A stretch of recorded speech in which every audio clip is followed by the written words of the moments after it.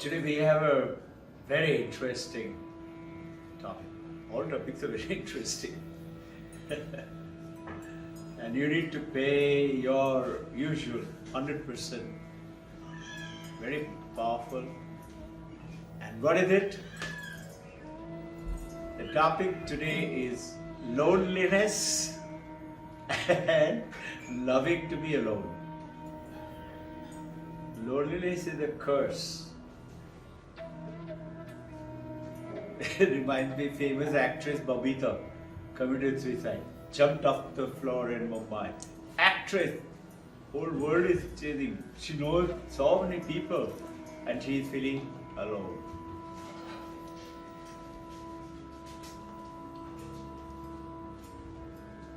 Kate Chef, I shared with you all, New York, Manhattan. Very famous fashion designer. Very good husband, children, family, no shortage of money, and a great chef. Within 2 weeks' time, in New York, Manhattan. I'd shared with you all his name too.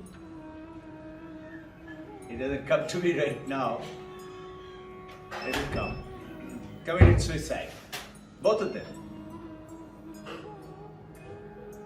They didn't know how to deal with their so-called being lonely. And just imagine, the world population is increasing. No? There are more people everywhere. But our children today, the way children are growing up, let's say champion here, okay, when he's around here, we all are there, but generally what? Busy dad, busy mom, and baby. The good thing, Ira has decided to work from home. So she is working, but through internet, virtual media today. Now, let us connect to this, to the topic that we had last week. A very powerful topic we went on to, that religion is a way of life, and we had language of faith. People said, book said so, Bhagavad Gita says so, Bible says so, Quran says so, and you believe in it. And language of faith will tell you, yes, you will find God if you are good and if you follow what you're supposed to. When will I meet God? When you die, in heaven. I can't come back and catch my Gurudev or Panditji. I haven't found God. Why? Because I'm already dead. The language of faith. Majority of the religions of the world, you'll be surprised, it is known as faith. The religion itself has got the name called faith. What is your faith? It's supposed to ask you. And it's supposed to say Christianity or Hinduism.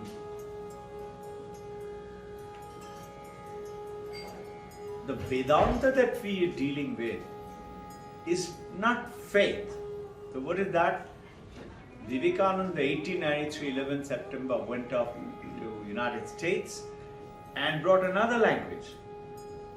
And he said, listen,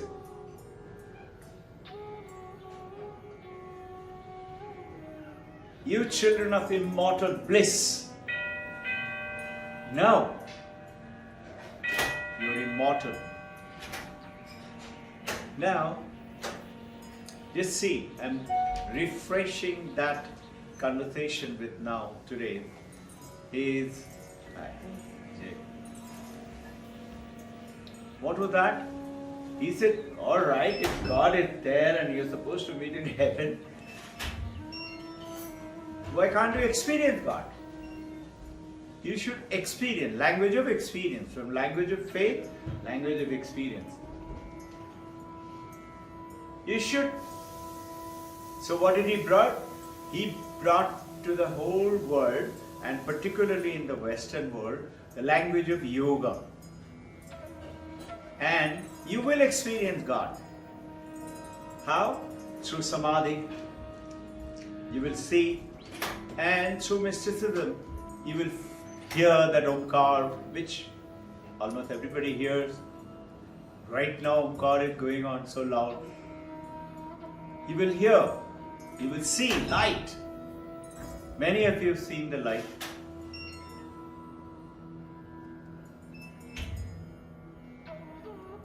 You will feel the presence of the Divine Mother talking to you, or Shiva, or Krishna, or Jesus Christ. Many people, Jesus came to my dream. Like that. That is language of experience. Mysticism through what? Yoga. Yoga chitta vritti nirodha.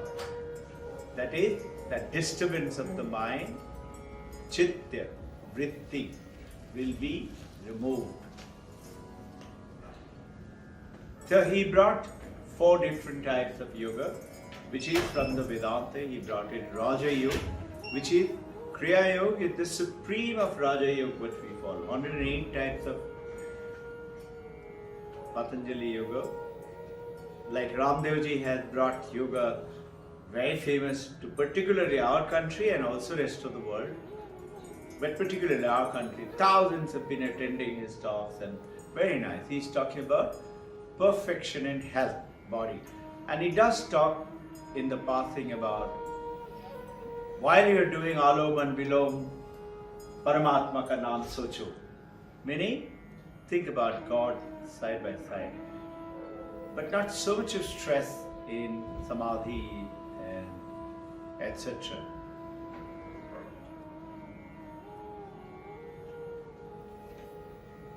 Vivekananda brought one more language. Language of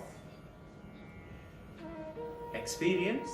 Before that was language of faith, language of experience. And then he talked about, if Vedanta says what? God is everywhere. God is omnipresent. God is omnipotent. God is eternal, infinite. So if God is everywhere, God should be here right now. God is in everything. We say no, God is in everything. Remember Desha Kala Vastu. This clock cannot be the computer. That's the separation of Vastu. Just refreshing your mind. But if God is in everything, then God is in this clock as well as in the computer. So guys like you, youngster, will say, show me. How do you show me God in the clock? So we talked about it. And this is what Vivekananda brought in to the whole world. Vedanta talked about Keno Upanishad. Keno means by what?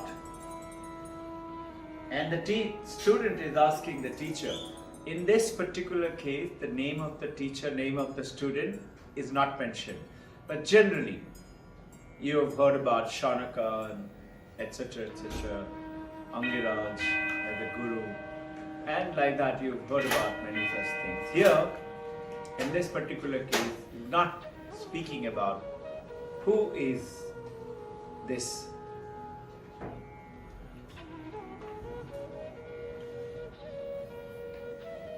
You give it here. Thanks.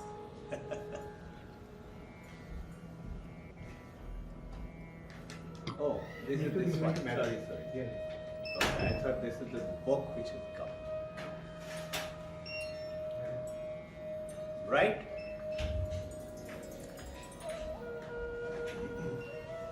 Don't mind about the little distractions which keep coming. And these distractions are always there in your life. Wherever you are.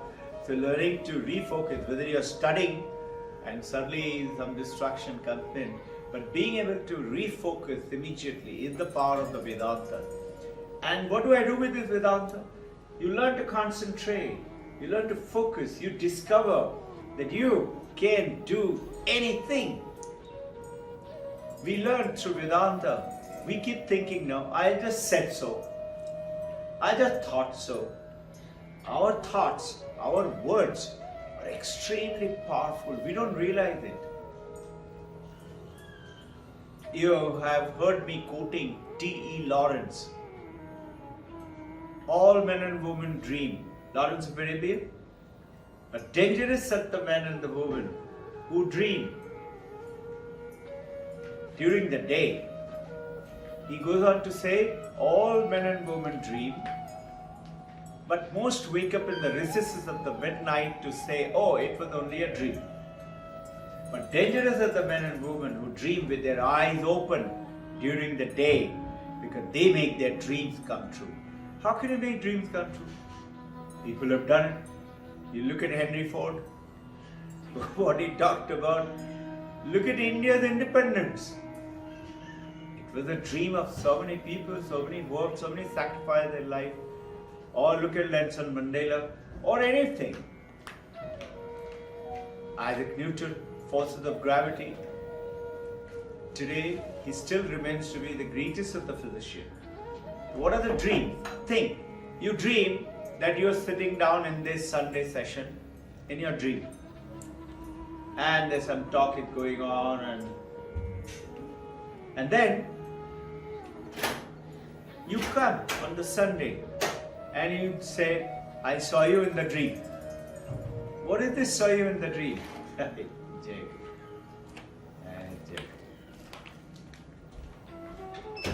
Notice what you saw in the dream is now it's a reality, no?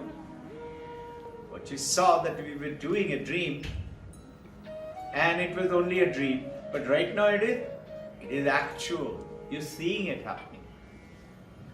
So the words, thoughts, dreams are not to be thrown off. I will talk about the dream next Sunday. How powerful they are. Yeah. Can I ask you one question? Yeah, sure, anytime. So the word... Can you speak a little louder because, you know, what happens is, I'll tell you why often you've heard, I told Sharada, what is he saying?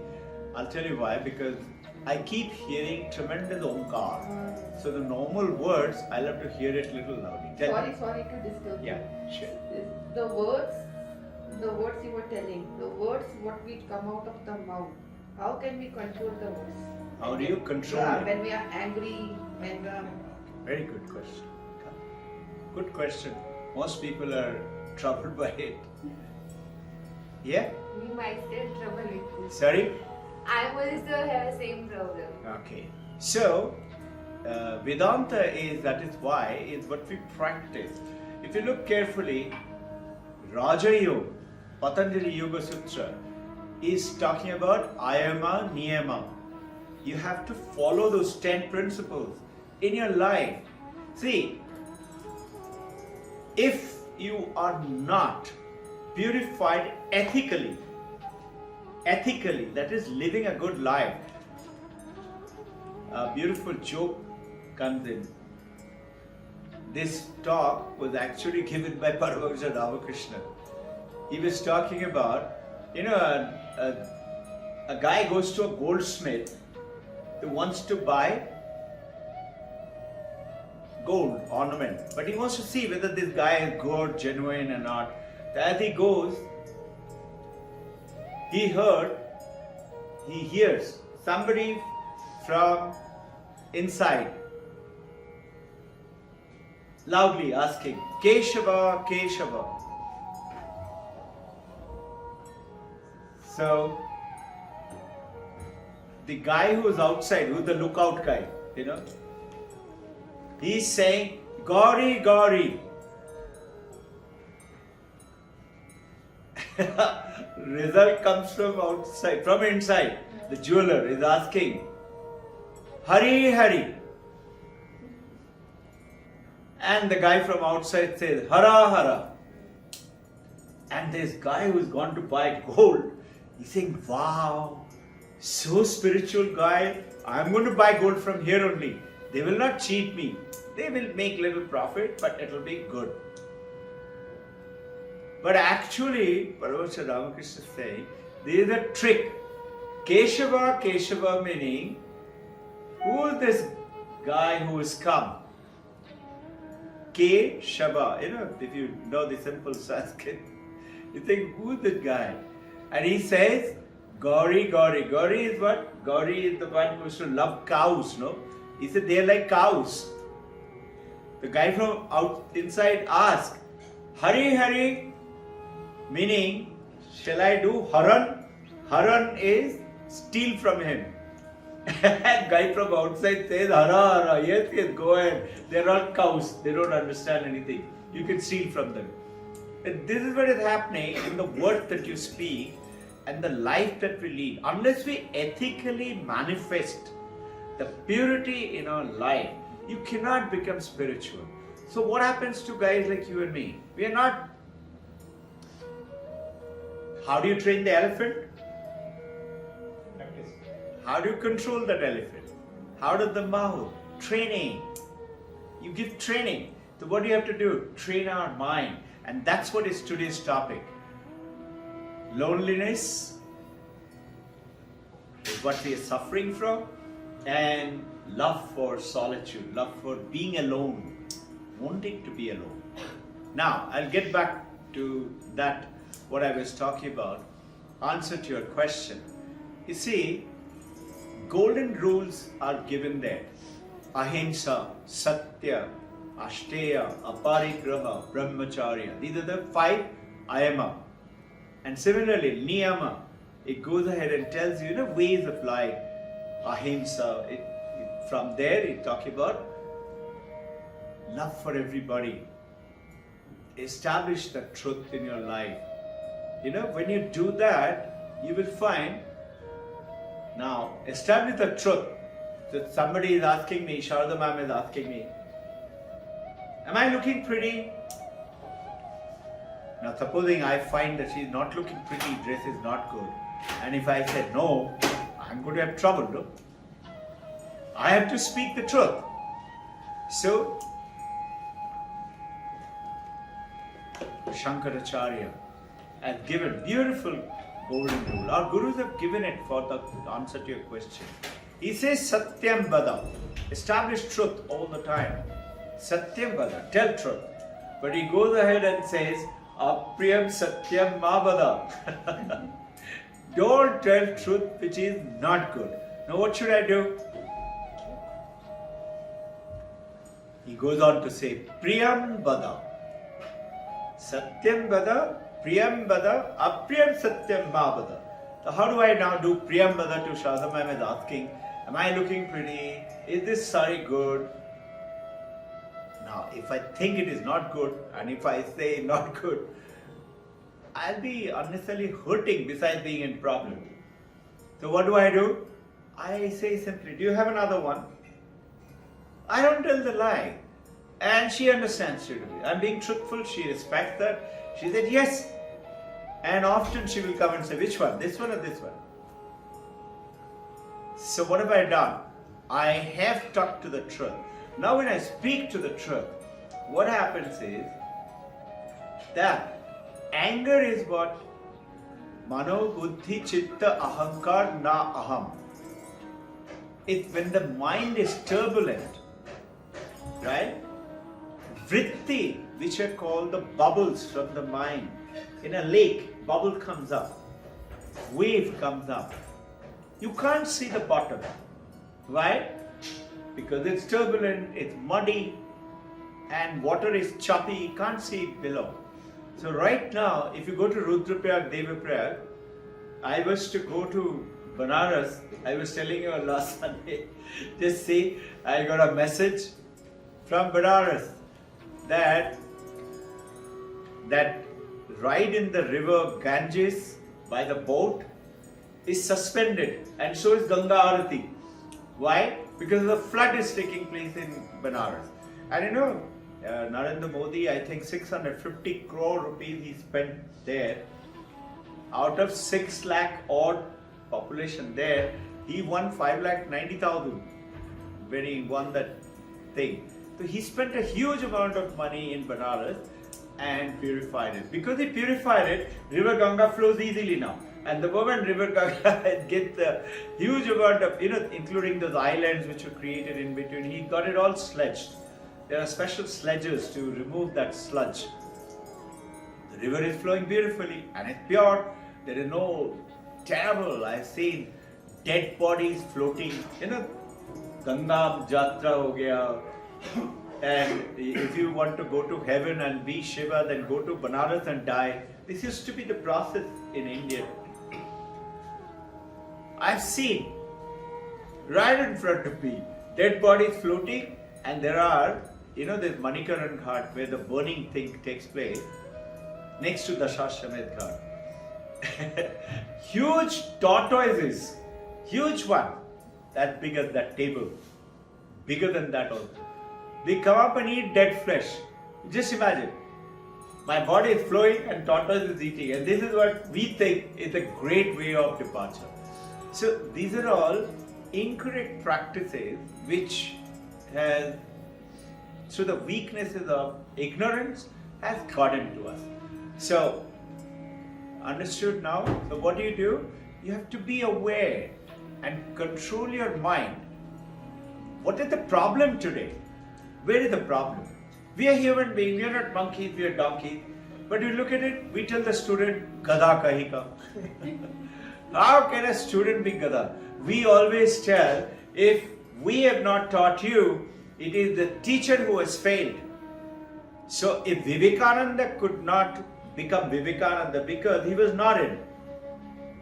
Naren came and said what? Do you see God? He asked many. Everybody said, looked at funnily, oh, what a funny question. See God? How can you see God? Remember language of faith? Says what? You will see God when you are good girl, good boy, and when you go to heaven.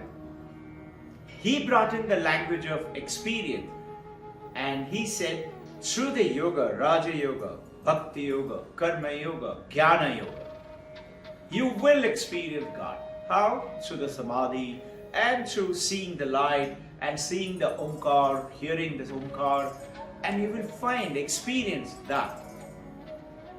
That is language of experience. And then he came out with language of oneness. And that oneness is what we're talking about today.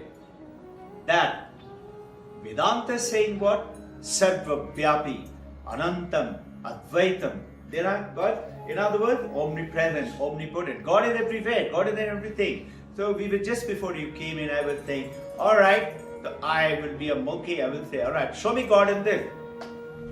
Show me God in the computer. Show me God in this table.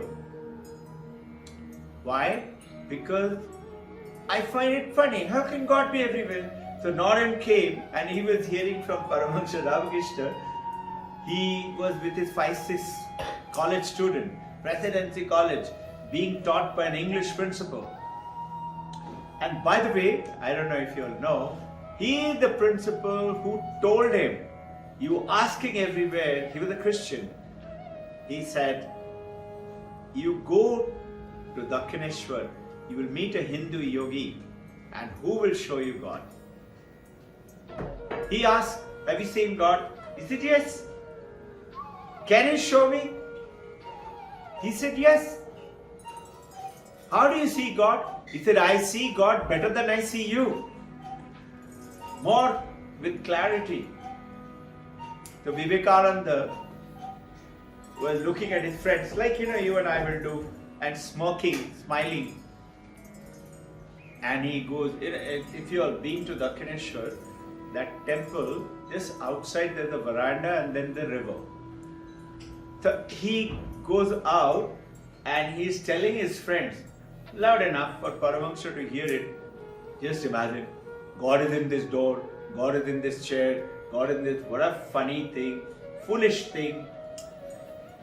So Paramahansa Ramakrishna comes and he says in Bengali, Hashchish keno? Why are you laughing? He said, what nonsense, Vivekananda says, what are you saying? God is everywhere, God is in everything. He said, yes. And then he touches him. And this is what made Naren into Vivekananda. Why? Because he experienced and he saw.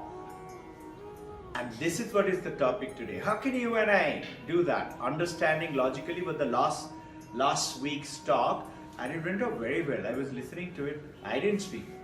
Somebody else spoke through it. It was fantastic. I missed you guys. It was so nice. But you lucky you got recorded. Sir Mohan is doing it for recording video, audio, so you can listen to it. You will be surprised after this session. I keep listening to it myself. And I said, really? I said that? I didn't say it. I don't know. Now, what's the third language? If God is in everywhere, show me God here. How do I show it now? I'm in trouble. But this is where Vivekananda is saying. Supposing he said, we know now, what do we say? God is consciousness. Right? Consciousness is everywhere. Consciousness is what makes you. And this is in Keno Upanishad, which I was just about to start when Maman Sir walked in. Keno Upanishad, the student is asking, by what? Keno means by what? By what does Kauna Deva makes me see, makes me hear you, makes me think, makes me rationalize, makes me feel, makes me see the world? By what? Light. Kaun Deva. Which God is that? And notice the answer. Guru could have easily said, it's consciousness. This is what we have been talking about earlier, no? Understanding it, why didn't he say that? He knows it. He didn't say it. Why? Because you and I are experiencing the world as what? As object. Anything you experience today, the world outside or the world inside, your thoughts, your anger, who's experiencing it? You are experiencing it. I'm not experiencing unless you express it to me. How am I experiencing it? By my mind. And the mind cannot experience it if you are unconscious, if you're in coma. But now what will happen is, the moment I say consciousness as a guru, he will want to experiencing it like an object. Consciousness meaning like this clock. Consciousness meaning like my thought. Can I experience that thought? Yes, you can experience. You can experience your love, your hatred, your jealousy, your greed, your small-mindedness, your pettiness, your big-heartedness. You experience all of them. Vedanta saying they're all object. Anything that you experience, who's experiencing? Remember our earlier discussion. Subject, drashta, is experiencing drishya, object. You cannot do anything else. The moment I say consciousness, you want to say, okay, where is that consciousness? And you hear what? If you understand and realize Brahman, then all your dreams and wishes will come true. I want to be a millionaire. Let's get some Brahman so that I become a millionaire now. I want to score 56 out of 56. Let's get that Brahman now. This is the feeling we will. Which is Brahman? An object. So what do we do now? And ancient India, see, talked about it. And what did you and I do? We converted in Hinduism or in Christianity or in Islam too. They don't believe in objects as God, but they believe in Kaaba stone. Kaaba stone is also an object. Christianity, Jesus, Mary, church, or in any noun. So what is it? Babaji, Divine Mother, Brahma, Vishnu, Maheshwara. Notice that student is not asking, by what can I experience Shiva? He is not saying, by what can I get Samadhi? He is asking a very simple question. What is our experience every day? What a powerful way Upanishad has taught us. And you and I, like monkeys, we don't know anything. We are happy that we have been guided to spell and get into it. He is saying, By what do I hear you? By what do I see you? By what do I feel my thoughts, my love, my jealousy? What is that? What is that gone Deva, gone powerful light? And what did Guru answers? Powerful answer. He didn't say Chetana, consciousness. He didn't, because the moment it did, actually we experience the world as the object, and who's experiencing? Subject. So whole universe is drashta and drishya, subject and object. So what does he say? He says, the eye of the eye, the ear of the ear, the mind of the mind. The moment he says eye of the eye, that means it is not the eye. There is something which is inside the eye, which is making you see. Ear of the ear, which is making you hear. Mind of the mind, which is making you hear, think, yes, no, I don't believe it, really, can it be true? Our rationalization, logic system coming in and doing all that. So what would you do now? You will try to find that eye of the eye. A very simple example. The eye itself. I ask you, how do you know you have eyes? Simple. This is given in Vedanta 6,000, 7,000 years ago. How do you know you got eye? He said, because I see you.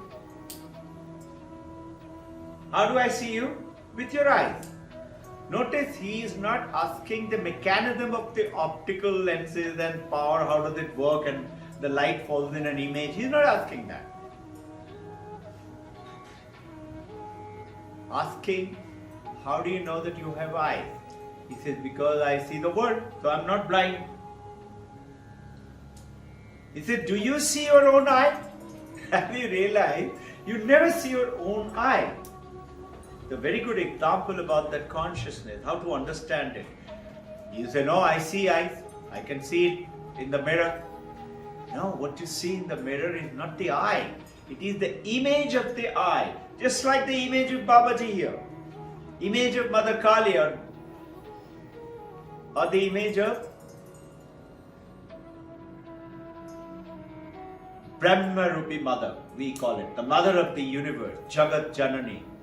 It's an image that is not like one senior monk is asking one junior monk, what do you see?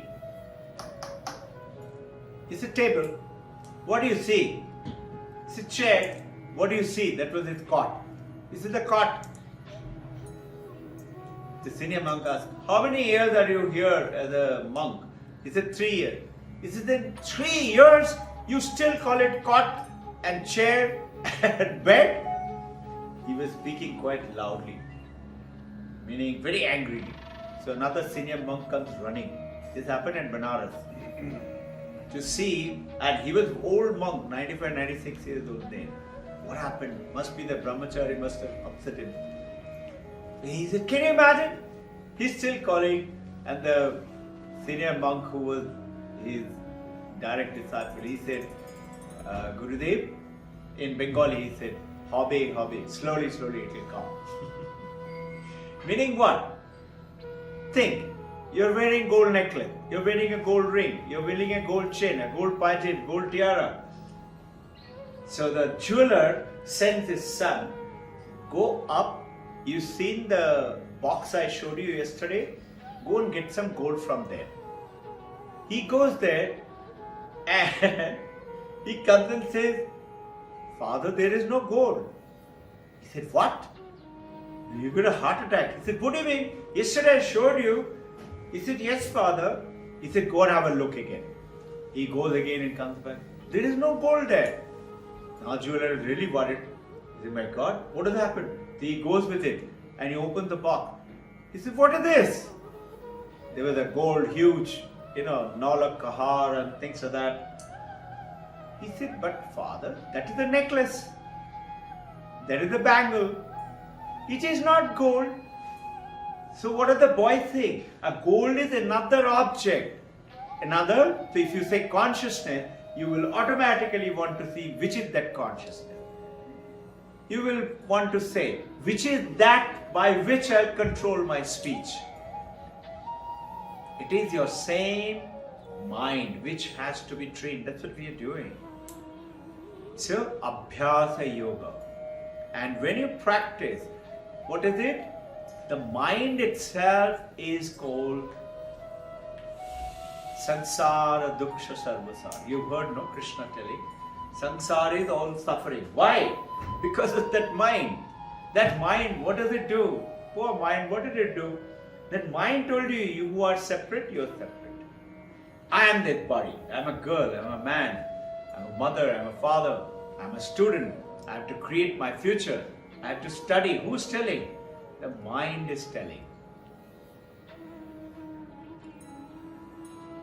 In the language of experience, we did that last Sunday in very brief. So what do the words say experience? How do you experience God in this clock or the computer or you and me? You say God is everywhere. In very brief, ancient Vedanta talks about Satyam, Jnanam, Anantam, Brahman. Brahman is Ishvara, God is what? Satyam. Satyam is existence, truth. Truth is existence. Truth alone exists. How? Simple example. Hot potato. We love hot boiling potato with butter and salt and pepper. It's lovely to eat. Is it hot? You say yes. Vedanta says no. It's borrowed. It's not truth. It's not intrinsic. Intrinsic is truth. It's borrowed heat from the hot water. Hot water, is it intrinsic? Is it no? Borrowed from the hot pan. Hot pan has borrowed it from the fire. Is the fire heat intrinsic? Yes. You can take the fire inside a refrigerator to North Pole, it will still be hot. So, that intrinsic quality and the borrowed quality is what Satyam, truth, existence. And Jnanam, what is Jnanam? How do you learn anything? Like you're listening, you're watching, you're touching, you're tasting, you're feeling with your five senses. But can your five senses work unless you're conscious? So Jnanam is consciousness. Satyam is existence. We are used to saying, I exist, my dog exists. Elephant does not exist in this room. Why? Because I can't see it. You exist because I can see you. So Vedanta is saying, don't look at the world exists, but say existence is the world. Ocean of existence. You have to visualize it, imagine it. Ocean of existence has chosen to be the clock, the computer, me, you, this building, this car, that money in the bank account. Everything else is existence. And how are you experiencing? Jnanam. Consciousness. The consciousness, existence, both are apparently sounding different, but they're not different. They're one. But appearing to you as consciousness. And you are experiencing the world because it exists. What is the opposite of existence? Not existent. So, what is not existing? It is not existing. It doesn't exist. Very simple. So, it is existing, meaning it is Satya, meaning it is God, reality. So, what is Vivekananda brought? The language of the reality of the Advaita Vedanta. He said, if God exists, I should be able to show you God in this clock. Can you see it is existing? Yes. Elephant is not existing. The elephant is not here in this room. And can you experience it? Yes. So what is Ishvara? Is existence, is consciousness. Unless I am conscious, I cannot experience God. Right? So, now, why are we worshipping here then? So this is called the bhakti. In the bhakti, you crystallize that consciousness into the way the bhakta wishes to. Let's say worship. Somebody does like this. Somebody does like this. somebody does like that. It's your practice. Religion is a way of life for different people, different sector, different religion. In Russia, if you go and do what you do in India, they will be very insulted. What is that? When somebody comes, you give them something sweet, no? You give them little sugar and curd. It's supposed to be. You're supposed to do Ashirvad, Varan with rice and sugar and all that. Sugar is an insult in Russia. They give you salt. If you give salt to your guest over here, they will be insulted and you say, "मैं नमक क्यों दे रहे? मैं तुम्हारा दुश्मन हूँ थोड़ी." Why? Way of life, different ways of life. So once you understand this, then you will come to understand this. Loneliness and today is making the world suffer. So Vivekananda, when he came first to meet Paramahamsa Ramakrishna, he sang this song. In Bengali, it says, Mon Chalo Nije Niketane, meaning, dear mind, go back to your own abode. What are you doing? It goes on to, what are you doing? Dressed up like a foreigner and being along with the foreigners who everybody else thinks they are not going to be with you. When you die, you're going to be alone and dying. They are not going to take you as their own. Why? Because your mind is separate from my mind. And this is what Paramahamsa Ramakrishna, when he touched him, he suddenly saw everything is one. And that's Vedanta is talking about oneness, not separatedness. So what is the oneness? In the cot and the table and the chair is the wood. What is the oneness? Is in the, whether it's a bijib or necklace or bangle or chain, it's the gold. Same gold. You melt it, it will come gold. You can reform it. What is in that? These are the famous examples of Vedanta. Look at it. Clay. All civilizations, what are you discovering? Harappa, Mohenjo-daro and Mayan and all that is clay thing. Clay spoons and clay pots and clay structure. This clay, I have a clay pot. So I show you the clay pot and I say, this is a clay pot. You're a Vedantist. You say no. I say, what do you mean no? Of course it is clay pot. He said you can use it as a pot. You can store milk, you can store water, you can use it for cooking rice, whatever. But it is clay.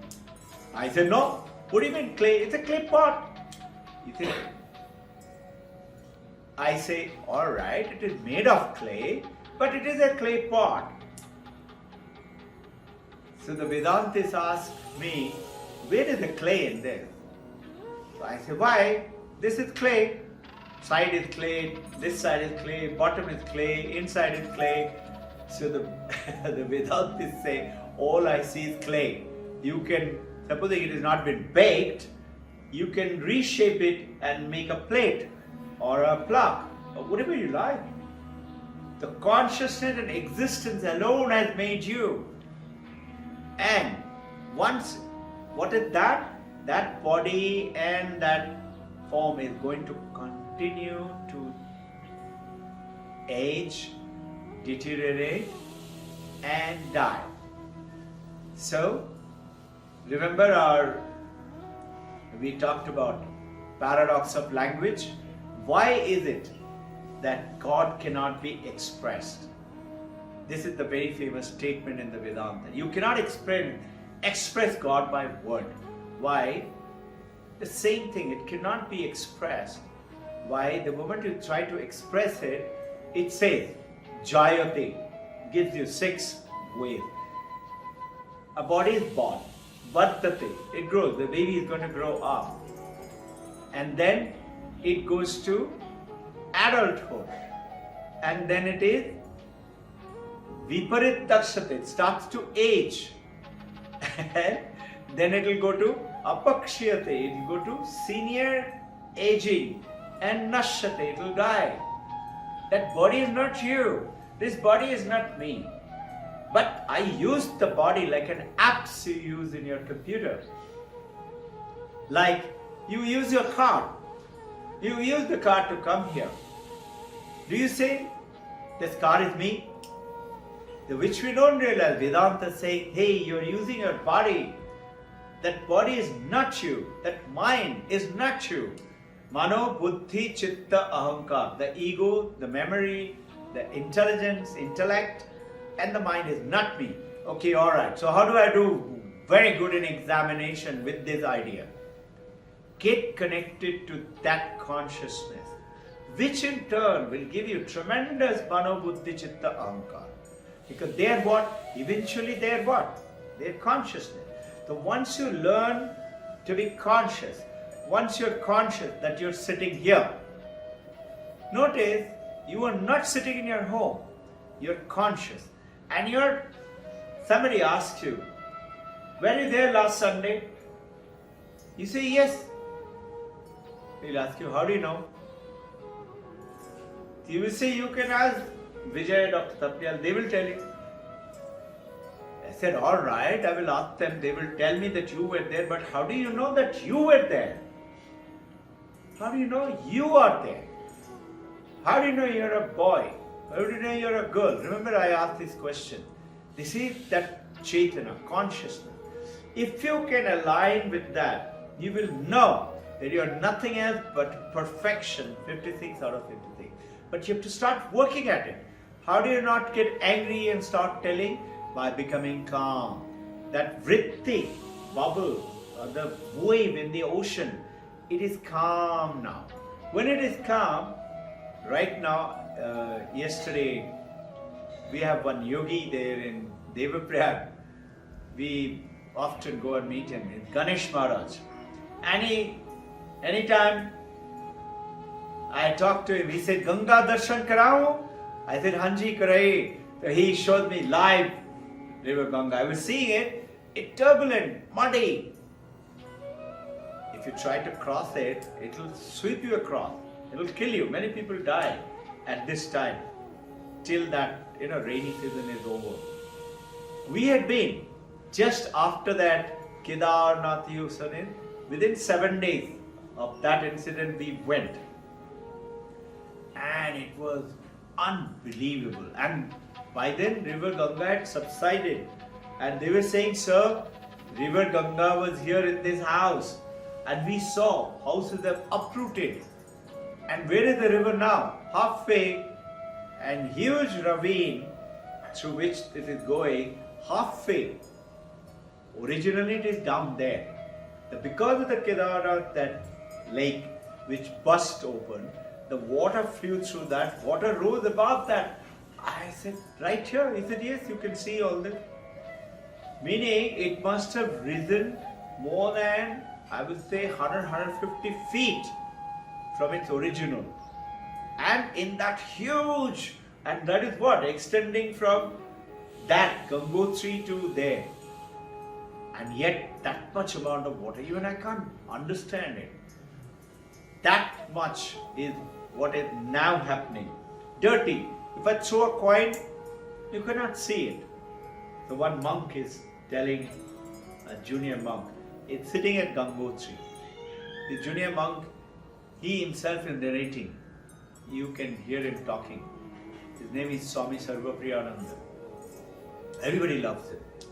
So, he went to live like a monk in that Gangotri Gomukhi area. So he used to live in a hut. So in the evening he comes out. They get one meal a day at 12 o'clock. And evening, little bit of milk or tea. So he goes out and he's feeling hungry, young guy. So there are a lot of apple trees there. So he plucks an apple and he's eating it, sitting under next to that Ganga flowing down. And the senior monk comes and he sees that river wasn't torrential, very dangerous. The senior monk says, Vishay ka man aisa hi hota hai. Vishay, like people like you and me. And that is what you question God. Is The mind filled with separation, business, money, property, relationship, etc., etc. And he goes on to say, you cannot use this mind, you cannot use this water, you cannot give it to anyone. Nobody will take that dirty, filthy water. But he said, when you practice, when the mind comes into control, when the Ganga is in control, calm. He said you can throw a 1 rupee coin and you can see it from up there. So your mind becomes like a child. You can see the baby and you understand the baby's mind. How did your mind become polluted like this? Because of these 5 senses, bringing the word, bombarding the mind, and then don't forget our Instagram and Facebook and television and the mobile and the computer. Data, garbaging, putting onto our mind. So this is why the topic came up, and this is what Vivekananda sang that song. Oh one, chalo nijin nikitane. Nikitane is house. It's a beautiful song. He said, why are you roaming around? Let us go back, Go back to our own home. Here, this earth, this is a foreign land. Why should you wander about aimlessly here, wearing some stranger's dress that is this body, the mind? Goes on to say, there are those own abode. All that you see here are the 5 elements, which is the samsara, with your 5 senses and your 5 motors. Goes on to say, all the living beings, those are all strangers to you.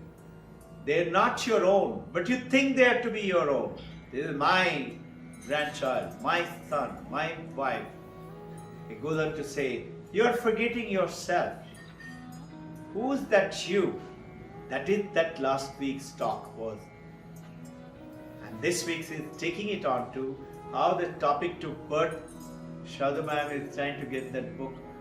We had our Meeta got engaged on 1st September, a few days back. So it was nice of Sapnil sir, Vijay sir to be there to bless. And I was guided to write that little few notes for engagement. That why is it that 2 beautiful minds, very good people, they're very good people, but they find each other very soon obnoxious and they say break up, divorce. Why? So that topic which went on to this loneliness and aloneness, and you think they're your own. So we are cajoling our mind, feeling that we are one thing. We are one and our mind is another. So mano, buddhi, chitta, ahankar are separate. My intellect is better than your intellect. Or I am dumb, not like the other girl, she is too smart. We are thinking like that. So what are we doing? Condemning our own mind, our own intellect, our memory. All you have to do is get connected. You have to, what we say, your lock is open. What is that lock is open? The moment your face is shining, you're understanding, you are hearing, you're experiencing, you're going into the 3rd language, the language of, and this song was actually written by which Vivekananda sang, and Paramahamsa Ramakrishna went into Samadhi. This song on the first visit. Ayojana Pakrashi. Ayojana Pakrashi was then head of the Brahma Samaj. Brahma Samaj, they didn't worship like many religions like Islam and Judaism, etc. They don't worship a figure, a doll. Brahma Samaj and Hindus used to talk like that. And he wrote this song. He was the chief preacher of the Adi Brahma Samaj. And We are trying to feel all the time, continuously, that we are not alone. Which is because you don't like being alone. You don't like being alone. Just think. You say, I'm all alone.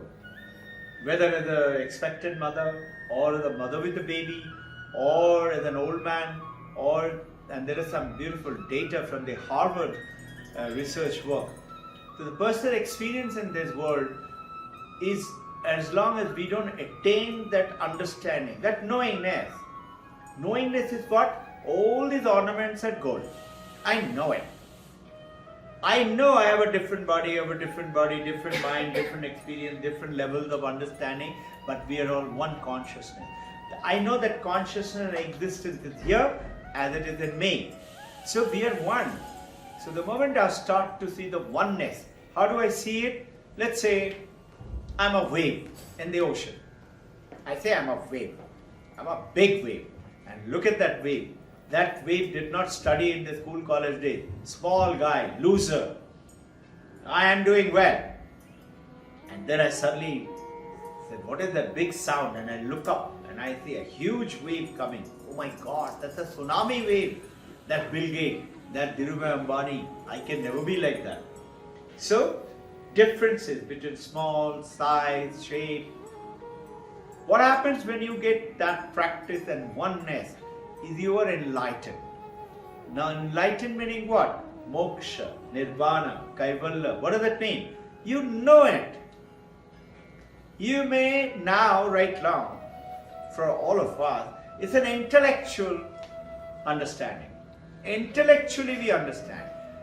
But do we really feel it to be so? You feel it to an extent when your son, tiny baby, does whatever they do. You accept it with a smile.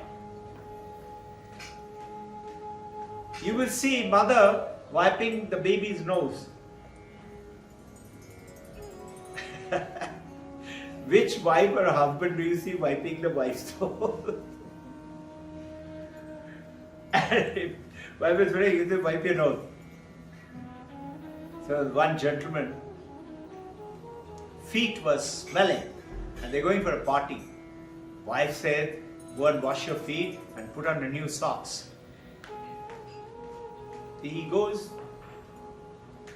puts on a new socks and comes and they go to the party. The party wife says, I told you to change your socks. Why didn't you change it? He said, I'll change it. See, I'm wearing new socks. He said, then what is the stupid smell I'm getting? He said, oh, the old socks, I put it in my pocket. I didn't want to lose it. So he's still carrying it with him. So this is what you and I are doing. We're still carrying it with us. You understand? We are understanding intellectually. No, you have to realize it to be the truth. And once you understand it, you will smile, you will nod, and somebody says, am I looking pretty? You say, okay. And then you say, do you have another one? Let's have a look at it. And this aloneness is separate than loneliness. Loneliness is a big problem today. And in that problem, as close to as we come to the people, we feel the separatedness because of our mind. This is why I call that mind is the samsara. Mind is the one tells you, you are separate, I am separate.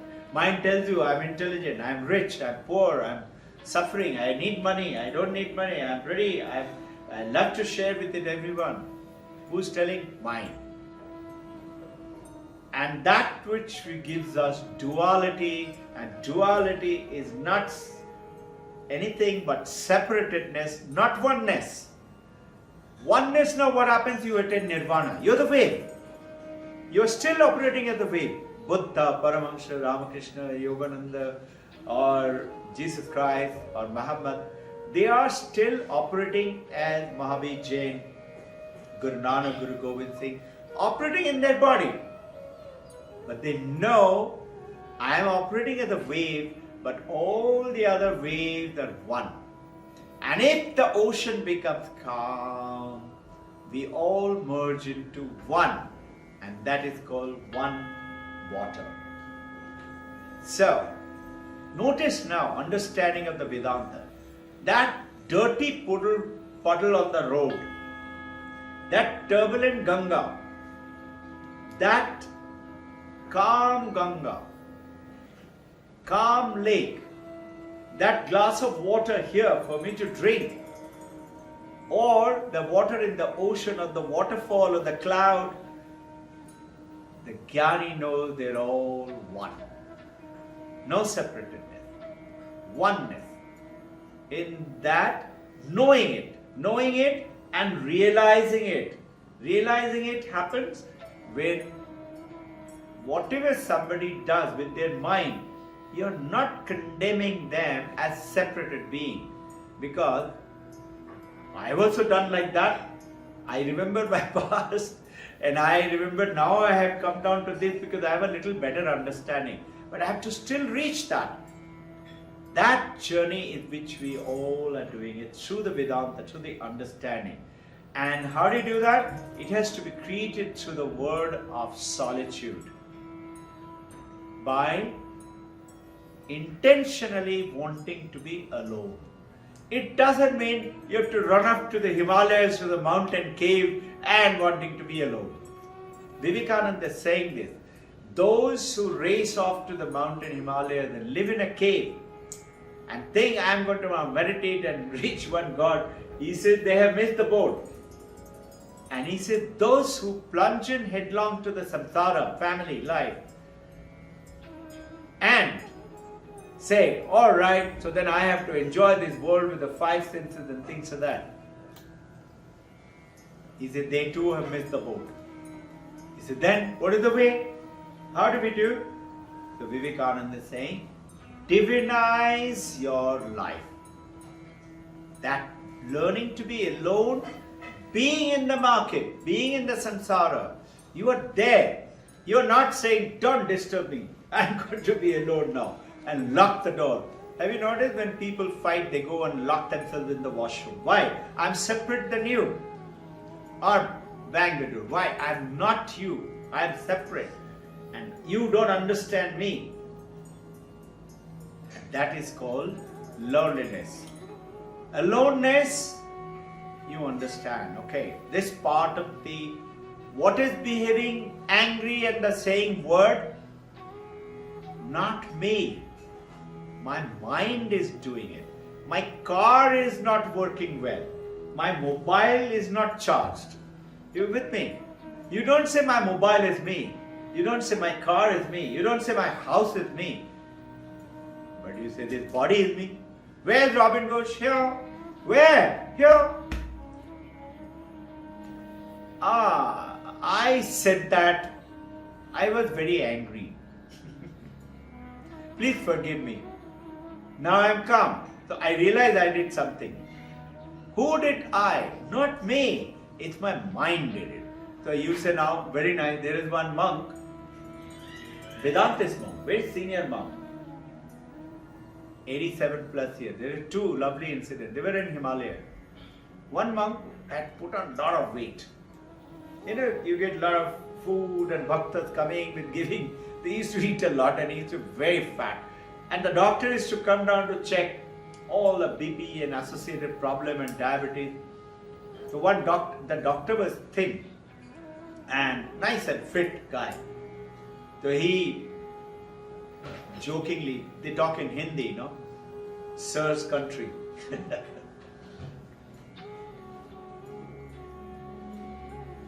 The doctor asked him, Maharaj, ab kya khate ho? Meaning, why the hell are you so fat? That's why all this problem. The Maharaj said, because the doctor is slim, no? He said, आप चिंता को खाते हो, मैं चिंता को चबा जाता हूँ.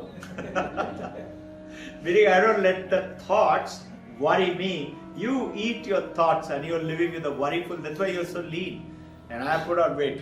There is one monk who was telling. Another monk, he was an Advaita trainer of the monks. He was a trainer in one of the big ashrams, Velur Mutt, where the monks are trained, lady monks and the...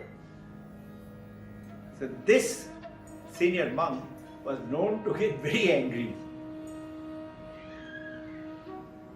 So one day, one of the devotee who was very close to him, he said, Maharaj, why do you get so angry? So this Maharaj is a Vedantist, no? He said, I don't get angry. That's my mind which gets angry. That's the mind. You tell the mind.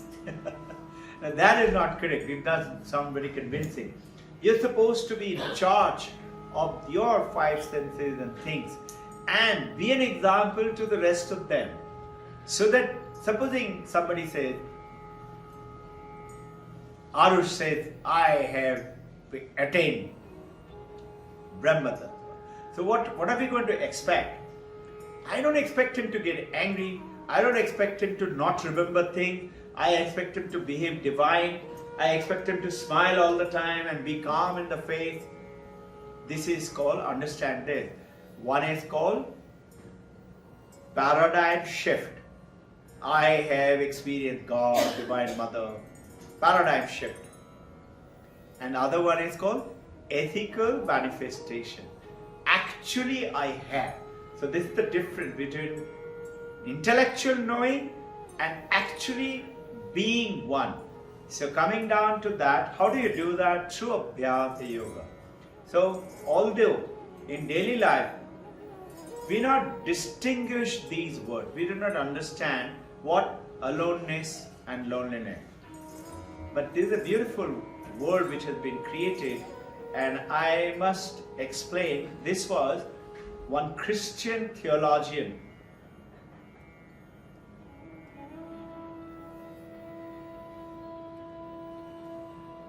He is explaining, our language has widely sensed these two sides of humanity of being alone. It has created the word loneliness to express the pain of being alone. And it has also created the word solitude to express the glory of being alone. The beautifully written, so I've written it down. So, how do you take this out?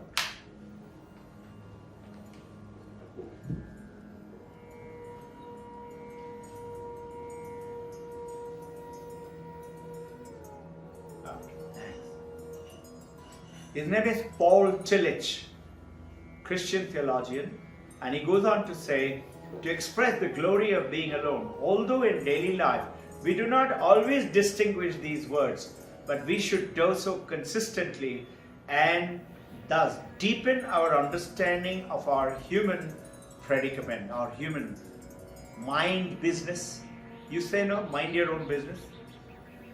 How do we do that? Not bad, I learned how to do it. So, being alone,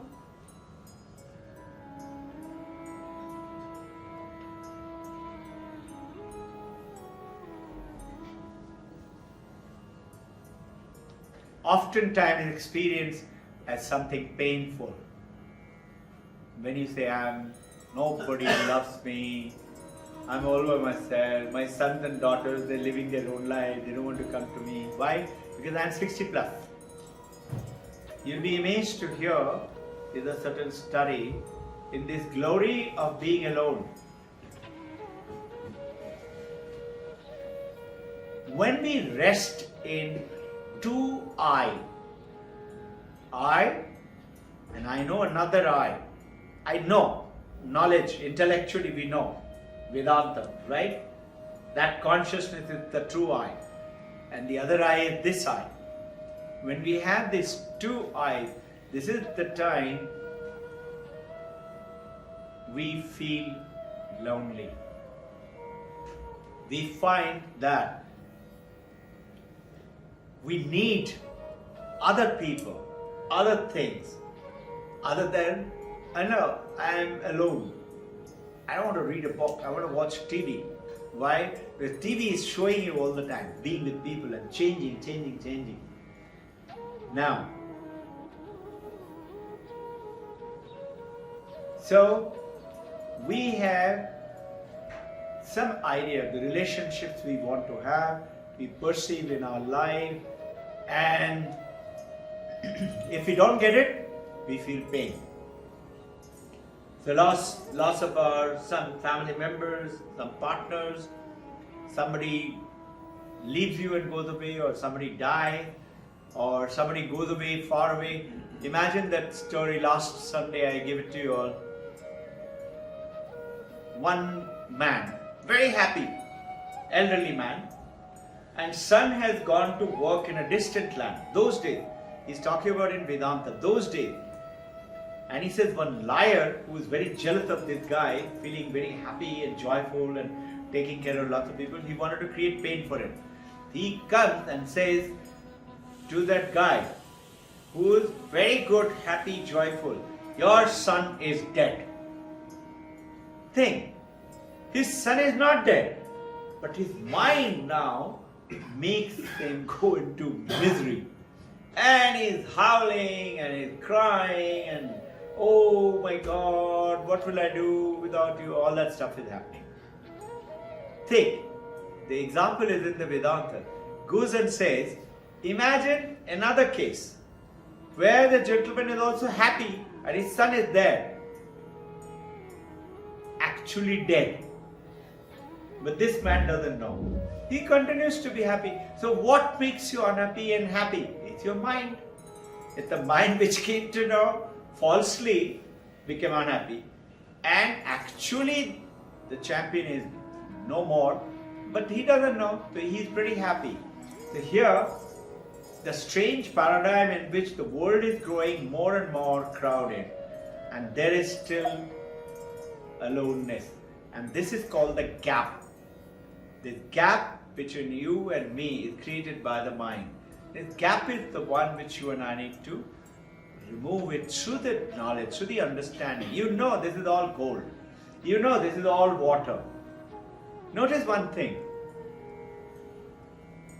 Animally, okay? Look at a TV screen. TV screen is playing funny movie, dirty movie, stupid movie, to joyful movie, spiritual movie. Notice the screen is not at all touched. Screen remains untouched. Screen is always there, whether the TV is playing or not playing. TV screen is always there. Whether it is King Kong destroying the American Eiffel Tower, or it is the Dracula going around, or it's a love scene or a racing car, TV is not, screen is not bothered. Look at another one. Anomaly to our consciousness. Think. Sunlight falls onto that dirty pitcher, dirty road water, or something else, dirty lying on the road. Sunlight falling on it. Does the sunlight get dirty? No. Sunlight is falling on, let's say, filthy water. Does the sunlight get dirty? Sunlight is falling on holy river Ganga. Does the sunlight become holy? Sunlight is falling on a pitcher of wine. Does it get drunk? No. So your mind, understand, is like those dirtiness. Let's take another example. Very powerful example, but you have to calmly understand this. Two pots, this pot or clay pot or whatever, in which I put, let's say, forget about dirt and no dirt, non-vegetarian something in that. Let's say non-vegetarian Chinese soup, I put it in that. That pot has got non-vegetarian chicken prawn soup. And the other pot has got milk in it. Milk is pure, beautiful. This one is smelling Chinese soup. Now just think, I take away the soup and the milk. Okay? The pot, milk pot, will still have traces of milk. And the Chinese soup pot will have traces of Chinese soup. In other words, you will say, it's smelling, go and wash it. No? But now think, is the clay of the pot polluted by the Chinese soup? Or clay of the pot has become different in the milk pot? Clay is unattached. Cream is unattached. You are experiencing the world with your eye, but you don't know it. You say, of course I know, I can see the world, but do you know how? You say, because I got eyes. That's why people say, you will start worshipping your leg only when you miss one. Then you will know how good are these legs and how much you should take care of them. Similarly, when you miss being dead, so somebody comes in the first thing in the morning and says, hi, beautiful day. Another guy must have had a fight at home. He comes and says, what's so good about it? The other guy said, try being dead, miss this world, then you will know how good is it. So it is like this. That is called the paradigm shift to ethical manifestation. Understanding intellectually, we are understanding it. Now making it your own is the practice. The other day, Vijay sir with his great vision, he said, sir, the way you spoke, you have realized it. I said, no, we are all in the process of realizing. We have to do that. Yes. And the moment you start to understand, we are not the doer. It's the mother who is doing it. If you talk in theistic language, if you talk in Advaita language, you see it is the Brahman alone is the doer, Brahman alone is experiencing, Brahman alone is doing it. So, one Pandit, he was sleeping at night. Ancient times, example. Some dacoits were passing by. I have seen, by the way, dacoits like that ancient time. You know, we had a huge garden in Chandannagar, which is the same name as this. It is a French town near Calcutta. And at night, it was a Diwali night. So we burst all out crackers, and I saw, and it was all filled with jungle and huge lake. And I saw some people, about 10, 12 people, huge mashal, you know, that burning torch, and walking down. I was wondering, and the jungle at this time, who are those guys? And I said, Father, do you know? And Father, he said, where? No, by then they had gone. I said, they were there, that side. Now the jungle was known to be very dangerous. All kind of animals were there. Father, I could see, he didn't believe me. You know what happened that night? After the Diwali and all that, in our family we never drank or smoked or anything like that. But something happened. We all went out to sleep, and later on we realized they throw some powder and all that. Same dacoits came down to our home and robbed us of everything. And took it away from us. We had seen this. So see, those robbers are like this, understanding it. They have a different set of mind. And you and I have a different set of mind. Another pure-hearted person. So these robbers were going through, one monk. He was sitting on his little hut, and these robbers had robbed a lot of things and they were carrying it. So they said, let's catch this monkey. And he was a Pandit. He said, you come, otherwise we'll kill you. You carry the luggage for us. Imagine, they have stolen it and they're making the Pandit now carry it. Pandit is carrying it, police guy chases. Those days. The dacoits runs, they run away. Pandit guy, he's an innocent guy. Police guy comes and beat him up. You dacoit, we thought you're a pure guy. He falls unconscious. His ashrama guy come and pick him up and take him. Court judge said, oh, this is something. What he says must be true, because he's known to be a great Pandit and scholarly, pure person. there must be something, whatever he's saying is true. Think.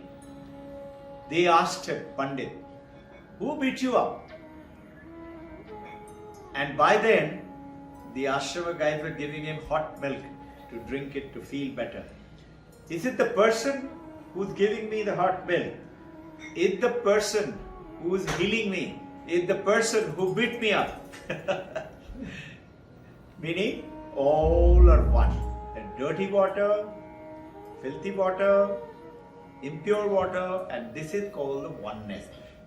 This is for you and I need to understand. You'll be surprised, in 1950, 4% of Americans, this is the data is there, I have quoted it, Harvard data. We don't have this data in India, otherwise I am quite certain it will be similar.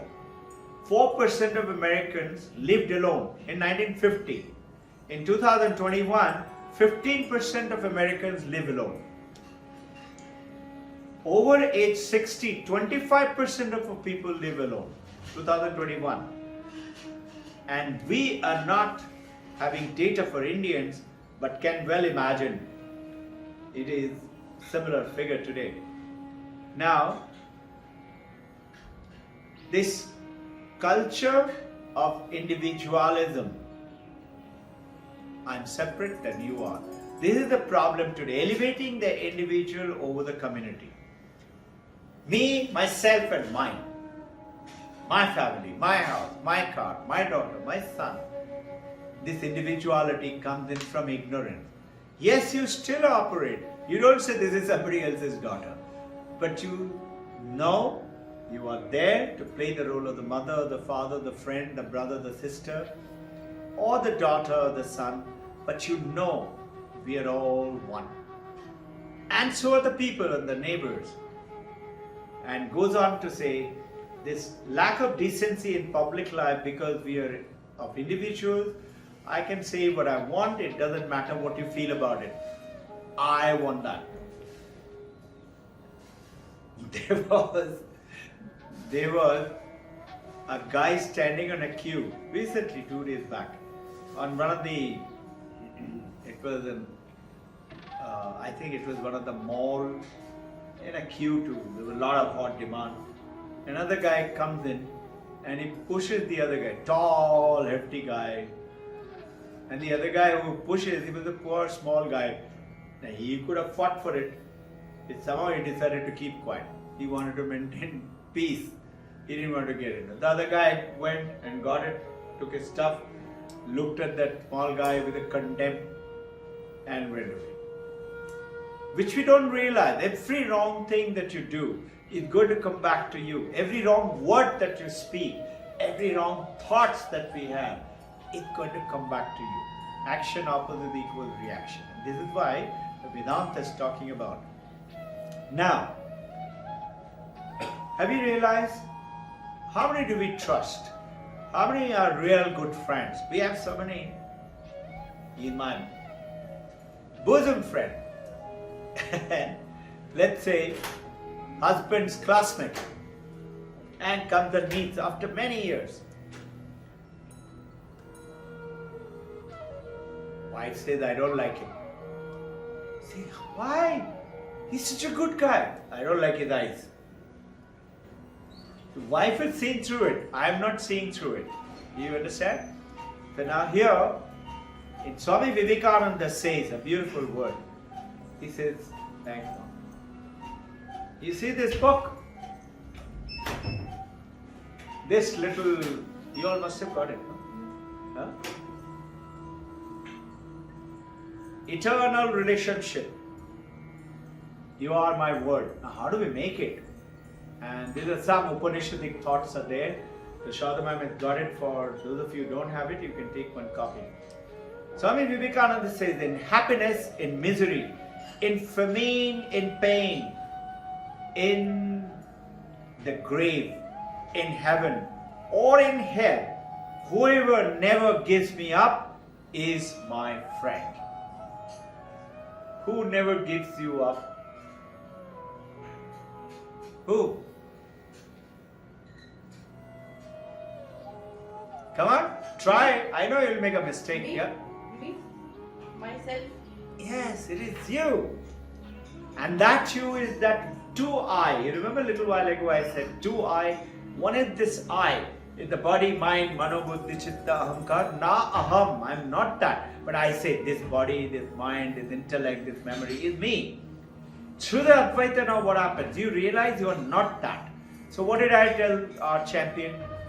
I told him, how much are you going to score? 2 years to go for him by P5. And they wouldn't tell. And then after a lot of cajoling, I said, supposing your dad and mom is going for a drive tomorrow and tells you, hey champion, let's go for a drive tomorrow. Won't you ask where are we going? Won't you ask what are we going to eat? Won't you ask where are we going to do shopping? Won't you ask can I take my friend? Something like that. I asked them, where are you going? I would like to know that. Won't you like to know? So, Tanishka said 48. Ananya said 48. Piyush, right next to him, said 46. I was looking at it, 48. I didn't say anything. 48, 48, 46. I was going to Gianna with the next. As I was going there, he said 46. I again came back without saying anything. I just looked at him. Meaning, why the hell are you saying 46 when they are saying 48? He said, sir, I am not as intelligent as them. Who is this I? Somebody has told him. So I just smiled. And Gianna didn't say anything. Rest of them, 38, 40, 41, 32, all kind of numbers. What is that number? That's telling you what I think of myself. I think of myself. So supposing you were thinking of going to Mumbai, you're on the expressway and you see tire burst cause injury to health. And what will you think? I hope I don't get a tire burst. I don't get a tire burst. Who's telling you you're going to get a tire burst? Who's telling you you're going to get COVID-19? But notice, because of the COVID-19 fear and the fiasco, the pandemic created loneliness in many families. I know a lot of families, they're a good friend of mine. Both husband, wife, good friend, they separated. They couldn't live with each other. Earlier, work and home and children all put together were okay, tolerable. Now that they have to live together during that pandemic, nothing else but that, either 2 or maybe 2, 3, 4. They couldn't tolerate. I know 3 of them. How do I come to know such thing? They're spiritual, and secondly, so Vivekananda is saying, in happiness, in misery, in famine, in pain, in the graveyard, in heaven or in hell, whoever never gives me up is my truly friend. That is I. The true consciousness, Chaitana. So what does Paramahansa Ramakrishna say when you go and take blessing? He says, Tumhara Chaitana ho. Chaitanya ho be. That consciousness. So,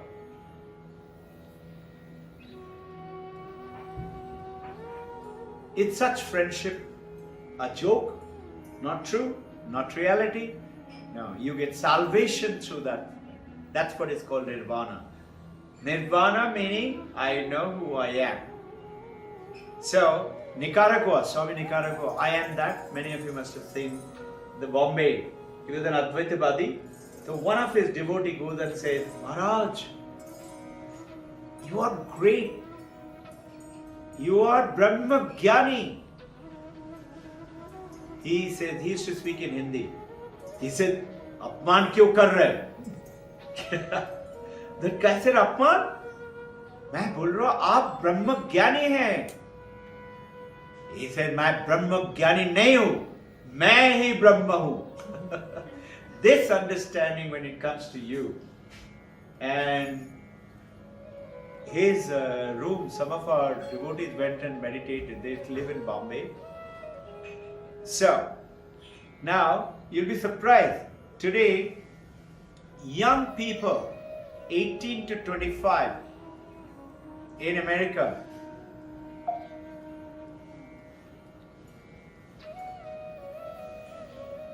a survey, Harvard survey shows, out of 950 people, they did a study, 36% of the people out of the 960, they feel loneliness. Young people aged 18 to 25, 61%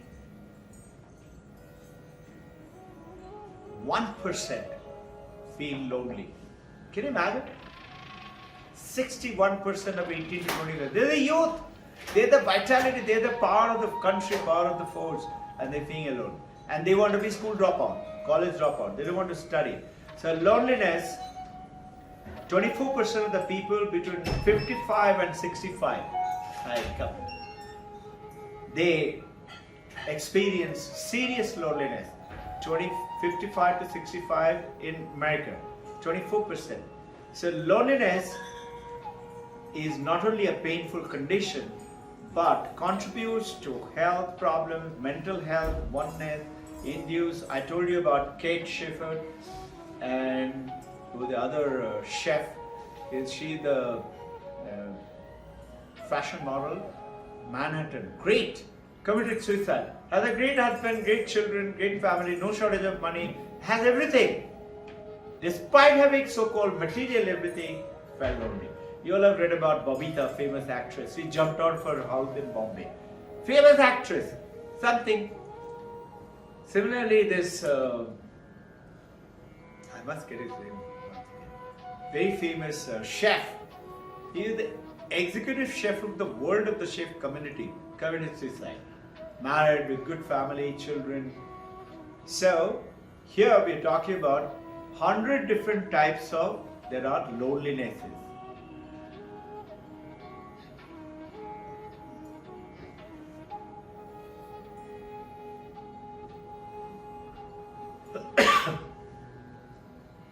They come and go, it is natural. We all feel lonely from time to time. But just understand it. This is your little technical knowledge. It's nice to know. Chronic loneliness, increasing so much. State used to spiral down and send us, when we are in that state, into a very difficult place. What are the remedies? We're going to talk about that spiritual remedy. And this is that learning to be alone. This is what we say. Be still.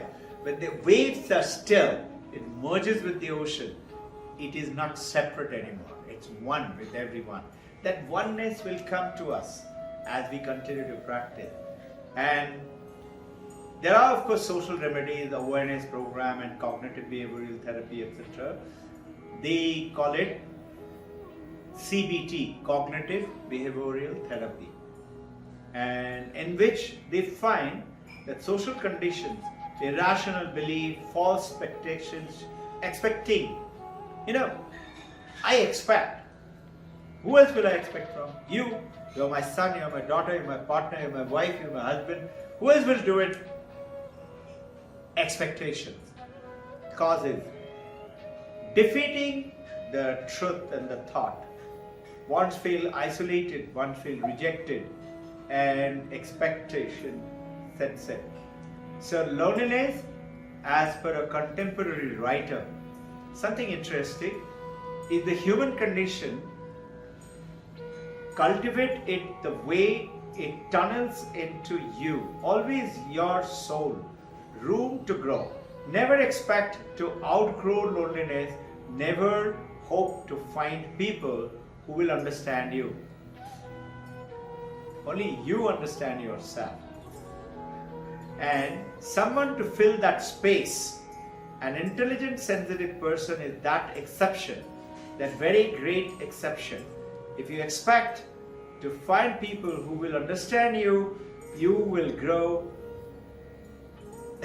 murderous with disappointment.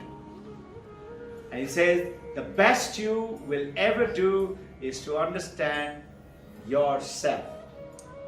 And that's what you do by being alone.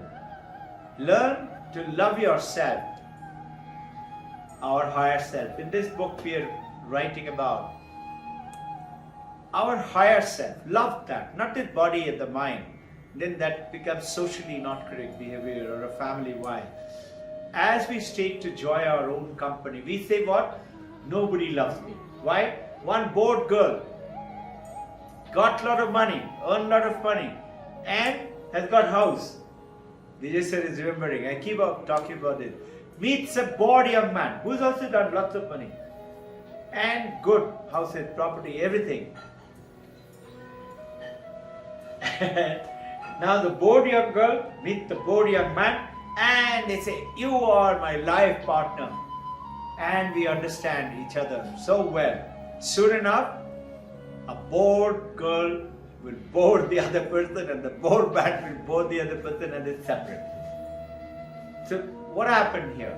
See, understand it this way, very simple. If you don't find yourself loving, caring, that means you don't love yourself. Yourself is not that body-mind. That all of us do. One little pinch somewhere, you feel like slapping the other guy. I'm talking about your true self. Unless you know and recognize that, you don't love yourself. If you don't love yourself, how can that other bored man and the bored young man will love you? Why will other people love you? You don't love yourself. And you expect others to love you. Others to give you name and fame and etc. So, look at it. I was just thinking of it by looking at Champion Reeve. I was talking to Shraddha ma'am the other day. Have you noticed? You and I are always wanting to go out and what? Get degrees, money, property, mobile, house, car, get partner. For what? To satisfy my needs. No? Look, very few people trust us. Very few people truly love us.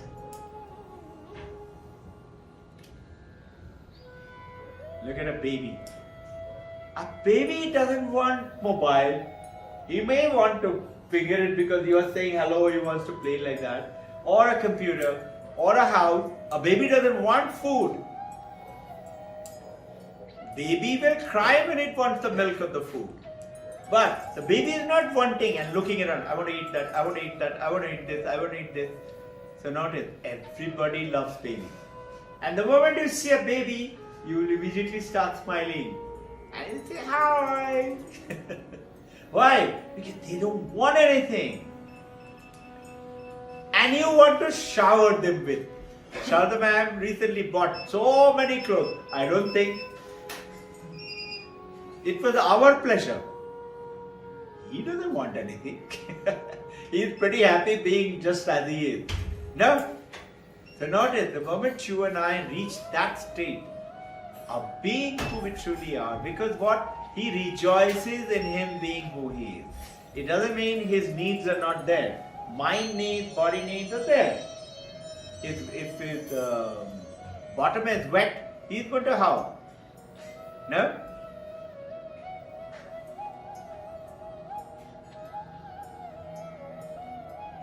So, there is Instagram. Everybody loves Instagram, no? There's something very nice I found. They call the Instagram are two types. One is called Rinsta, real Instagram. And what is that? It is very polished, it's presented by everybody with real nice, good pictures, honest, good thought, good ideas, and maybe a good cooking dish or a good spiritual practice. Your kids look beautiful, you look very nice, and everybody loves it. Parents are all showing some good action, good love, good kindness. They do good things called Rinsta. The other one is called Finsta. Finsta is fake Instagram. Fake Instagram, you make up. You see some people doing something funny and they just show it. And notice most of the people think, look at it, so funny, so stupid. They're doing it like that. So he's saying that basically that's what these things do. They either take us away from who we are, unless you're very careful. Then you create Rinsta, which is the real. And the secret of the Vedanta approach, you learn to be with yourself and you love being alone. There is a monk who's reading a book, lying down and reading. Famous for power of concentration. Vivekananda's concentration was such. He had finished brand new Encyclopedia Britannica, came to Velur Mutt. He had finished reading quite a few of them. 33 volumes, 32 plus 1 dictionary or 2 dictionaries. 31 plus 2 dictionaries. Thick, big book, very heavy. So his devotee, Sharat Chandra, they walk into the library. He was very fond of going to the library. Sharat Chandra says, Swamiji, if somebody can read all this data and the information, will be so rich. Nobody can ever do it. Swamiji said, why do you say that? He said, Swamiji, who can read this? He said, why, I have finished reading 11 of them. You can ask me any question from anyone. Sharat Chandra actually did that. He turned the pages. This is A to something, page 367. He said, this is the topic and it is referring so and so from so and so volume. You go to that volume, you will read the rest of it. 6 or 7 of them, he said. There is, and today in Meerut, in the library, Swami Vivekananda was passing through at that time. So he was staying there for a while and he used to go down to the library and take books. The librarian used to see that the bhakta used to carry 3-4 books and return it the next day and take new books. So one day the librarian asked him, how do you use Advaita? I'm trying to make you all understand in Advaita as a student, as a professional, how can we use it? Why don't you read the books? The librarian asking the bhakta. He said, I don't take it for myself, I take it from my Gurudev. He said, whoever it is, why doesn't you read it? So Bhakta comes and tells Swamiji, this is what the librarian was asking. He said, is it? Okay, come, let's go. So next day, Swamiji goes with him and he tells the librarian, why do you say that? He said, how can you finish 5-6 books in one day like that? He said, is it? You can open those books, as per your list. Ask me any question. And he said it with such clarity that, in that library of Meerut, they have just above the librarian his picture. They put it there. Many times these things have happened. So how do you utilize now knowledge of Vedanta? Learn to focus. This monk is reading a book, lying down. Junior monk comes. He touches his feet. Pranam Maharaj. He is reading. Didn't say anything. So the young monk is naturally wanting to say hello. He touches the feet and he said, Maharaj, what are you reading? And this young monk is no less Sarvapriyananda. He is telling. He said, this older monk didn't say anything. He's not moving. He's not looking at me. He was reading. So I go next to him. He was reading. I go next to him and I see he's not sleeping. He is reading. So I take the book and pull it up to say, Maharaj, what are you reading? Now sounds impudent, but actually must be very close to this Maharaj. And they're monks. And this Maharaj sit like that. Oh, when did you come here? This is called focus concentration. And Daniel Coleman is writing that focus. The book is called Focus. I have it here if you would like to read it, understand it. This is Western world it's talking about. Ancient India talked about Ekam Advaitam. You are one. Utilize it. Know it is to be true. And practice it. This is called Abhyasa Yoga. Learn to focus, concentrate. And as you get connected to the consciousness, you will see automatically your standards are improving. You know it. Somebody says, can you do it? I said, yes. Somebody will say, what happens if you get a tire bus on the way? You said, so what? I'll change it. You're not put off by some strange thoughts by somebody. So, Upanishad reminds us, when we love others, we love the divine in others, the divinity. And more we are in touch with the divine in ourselves, the more actually we can truly love, the more we can see the divine in others, and the more we do not get angry. Anger is what? You don't know how to handle your own mind. And you're giving rise to that vritti which comes up like a bubble and bursts.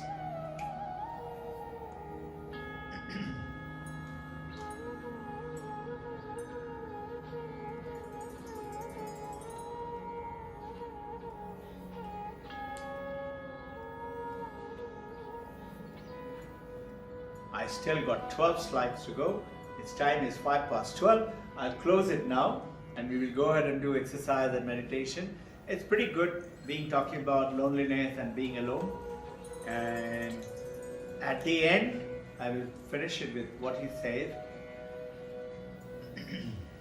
Swami Vivekananda, he writes to Sister Mary Hale. Sister Mary Hale was one of his devotees, American young girl. She was a good writer. So she has written to Swamiji and saying, Swamiji, I understand. You say God is in everything. So let me read it out. He's talking about Manu in Manu Samhita. And he says, live alone, walk alone. All friendship, all love is only limitation. O great sages, you were right. One cannot serve the God of truth who leans upon somebody else. Be still, my soul, be alone, and the Lord is with you. Life is nothing. Death is a delusion. All this is not. God alone is. So he was asked by Mary Hale saying what? I've understood God is in everything, God is in everyone. You will understand by my talk today. I can show God in this by Advaitic explanations and all that. Consciousness existence. But Vivekananda says, he answers to Mary Hale, you are wrong. He said, this is what you said. God is in everything, God is in everyone. He said, no. He said what? All this is not. God alone is. And when you see that, understood that? God alone is. So when you start to see God in your wife, in your husband, in your children, in your friend and parent, how can you fight with them? You get that point? No expectations either. And this is where the Sister Mary Hale, he wrote this message. Okay. You know that we are in India, we are not in America. How do you know it? I know it. Come on, sir, I know it. How? And this is what the comes in. And then we covered about that loneliness is very painful. And loneliness creates tremendous suffering, etc., etc. But learning to be alone is a bliss. And this is why practicing solitude. In your own home, you might be sitting in a fish market, but you're still got a smile on your face. You're alone. You will see many or elderly people who are truly calm and collected and very spiritual guys.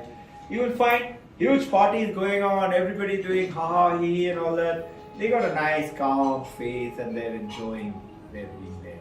So our journey is to utilize our faculty, what we are doing, in which utilizing our, let's say, the mind, intellect, memory and ego. Ego is not bad. We say ego is bad.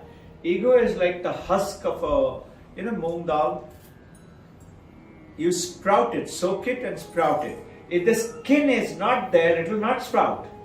That skin is called the ego. Close example. That ego has to be there with you and I to excel beyond being the physical self. That's called the sprouting of the ego. So these exercises what we do, you must practice at home. I don't miss a single day. I haven't missed close to more than 40 plus years. And when you practice it, you will find something will happen to you. And you will start to realize you can't do without it. You will see that I have to do it. Even if you're in a strange place, like an airport, you're traveling. It just so happened it's the morning time. You're traveling international traffic. What do you do at the airport now? There are ways. They're very simple. Time and again we have done it. You just isolate yourself in a corner, don't care, and if there's a colleague who can take care of your little luggage, somebody will do. No colleague. Some traveler will you find it, some trustworthy guy, and he said, would you please take care of my luggage? I want to meditate for a while. And you will find people there. These exercises look funny in an airport, but you will find it is not funny. Or in a train, you're traveling in a train. How can you do exercise? Why not? You can go and smoke cigarette. You can drink. That is okay. Exercise is funny. It's not funny. It is just a mind, a frame of our mind. Famous Bertrand Russell book called Frames of Mind. It's the way we look at the world. Okay? Let's start with a prayer. Focus onto one point.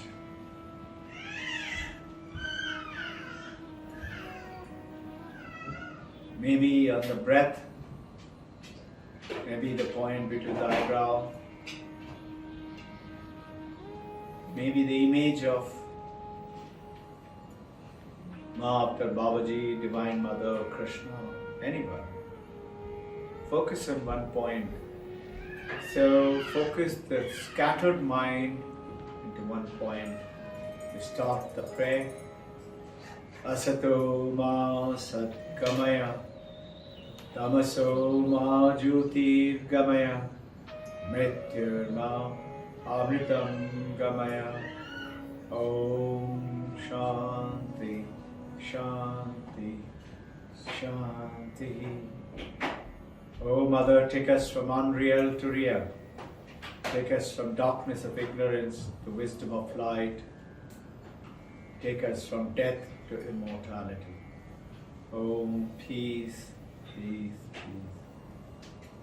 We pray to Kalpa Yogi Mahavatar Babaji, the Deathless Master, for him to hold our hand and guide us across in this beautiful journey to attain oneness with this universe in this life alone. We pray to Sushilari Mahasaya Yukteshwar Giri Paramamsha Yogananda. We pray to Swami Sri Vivekananda, Holy Mother Sharada, Paramamsha Ramakrishna. We pray to Krishna, the Divine Mother of the universe, Brahma Vishnu Maheshwara, to bless us, to hold our hand and guide us so that we attain Jivan Mukti. We attain the oneness of freedom in this life alone. Check. First exercise, throw your hands back, arch your body back, calf thigh, bottom back, knee put the neck tighten, toe to the scalp, double breathe out, double breathe in, repeat 2 more times.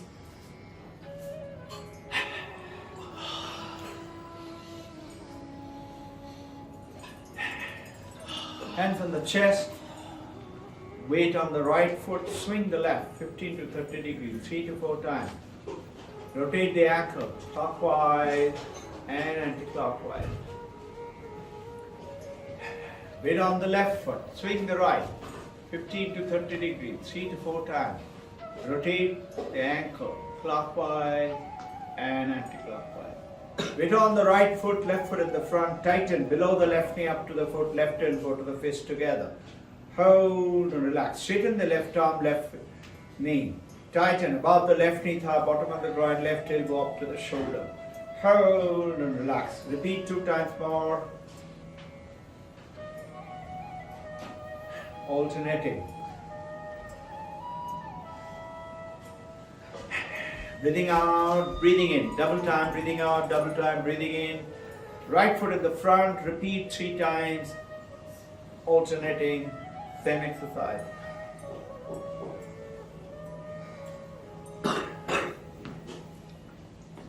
Standing, both feet together, thumb between the palm, tighten left bottom, left chest, hold and relax. Tighten right bottom, right chest, hold and relax. Repeat 2 times more. Breathing out, breathing in.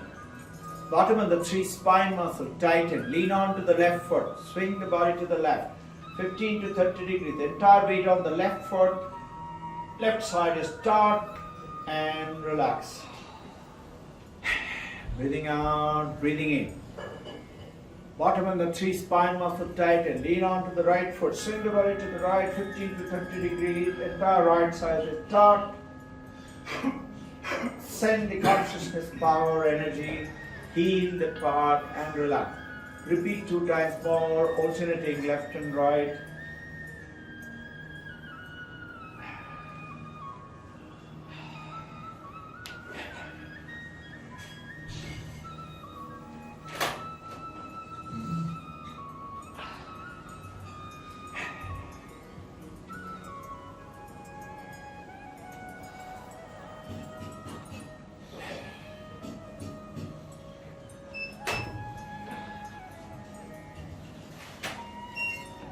Arms extended sideways, palms sitting upwards, standing tall and erect against the distance. Bring the palm onto the shoulder, start shoulder rotation clockwise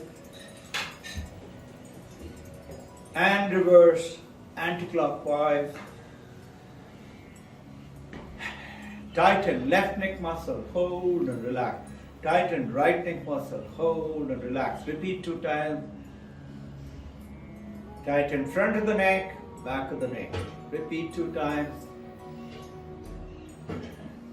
Tighten front, left, back, right, all the 4 neck muscles, and lower the chin onto the chest and take it back against the distance, and let the neck drop onto the neck, onto the chest, as if it is chopped off by a sharp blade. Repeat 2 times more. Remember that these are Sahaj Yoga. No mechanical movement, movement with the consciousness, which is us, which is me. Roll the neck to the left and right 3 times either side, and roll the neck front and back.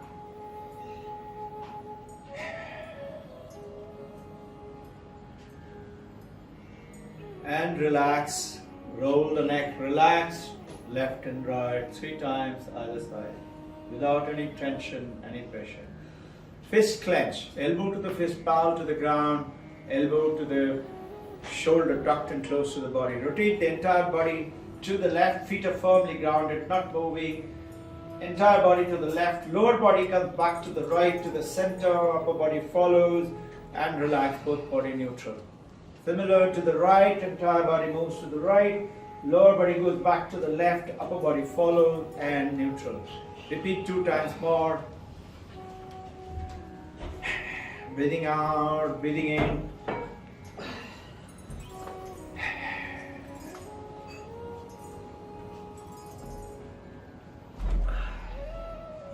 Even if you've got spinal problem, you will see they will get healed, sending energy, healing.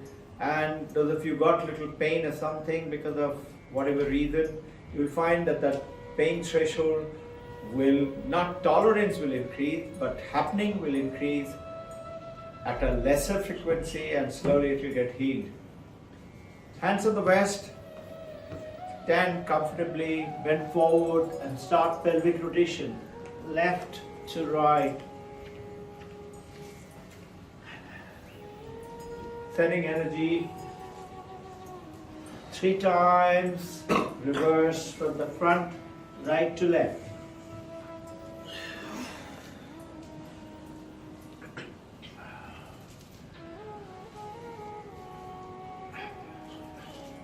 And forward, arch your back, massage the lower back, hands on the waist. Slide the body to the left, feel the stretch inside and outside of the waistline, and relax. To the right, and relax. Repeat 2 times more.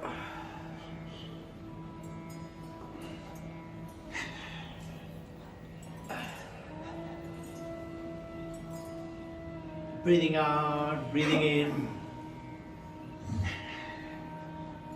Hands on the back, right over left, at the small of the back, standing comfortably, straight, chin up. Bend forward, palm at the rest of the small of the back. As you come up, Double breathe in. Let the thumb come up between the wings and pull your shoulders back. Hold, sending the energy and relax. Repeat 2 times more.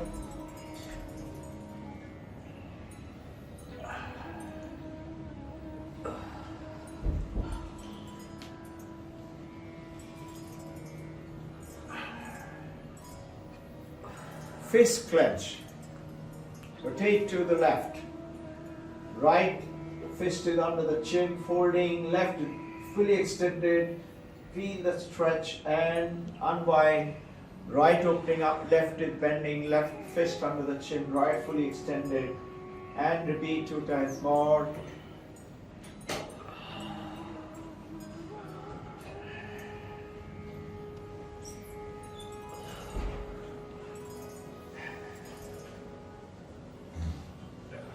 Breathing out, breathing in.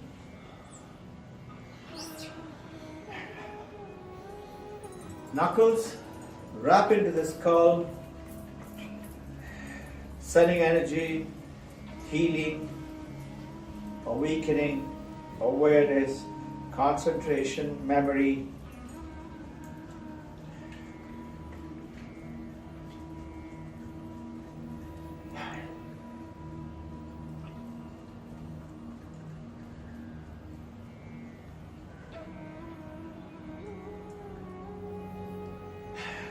Fingers massage the scalp clockwise, anti-clockwise.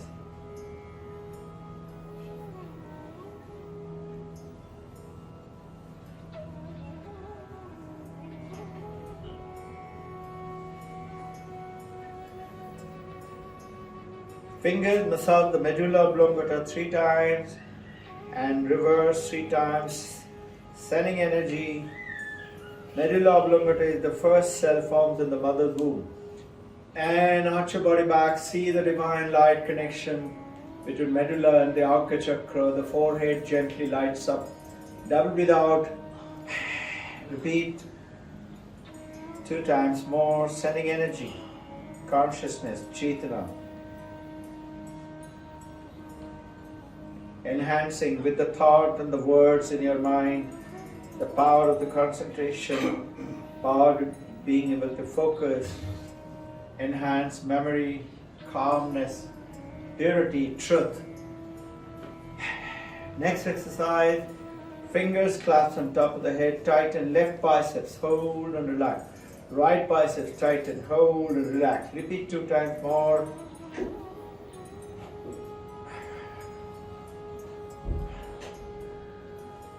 Hands down, double breathe out, double breathe in, total the scalp, tighten, entire body is tightened, vibrate 3 to 4 seconds, double breathe out. Relax the whole body, toe to the scalp. Tremendous energy surges in and is awakened from within. Your head might swim if there are a lot of toxics in the body. Do not let it frighten you. Just hold on to something or someone or sit down for 2-3 seconds, you'll be alright. Doesn't require more than 5-6 seconds. Double breathe out, double breathe in, repeat 2 times more. At your own timing.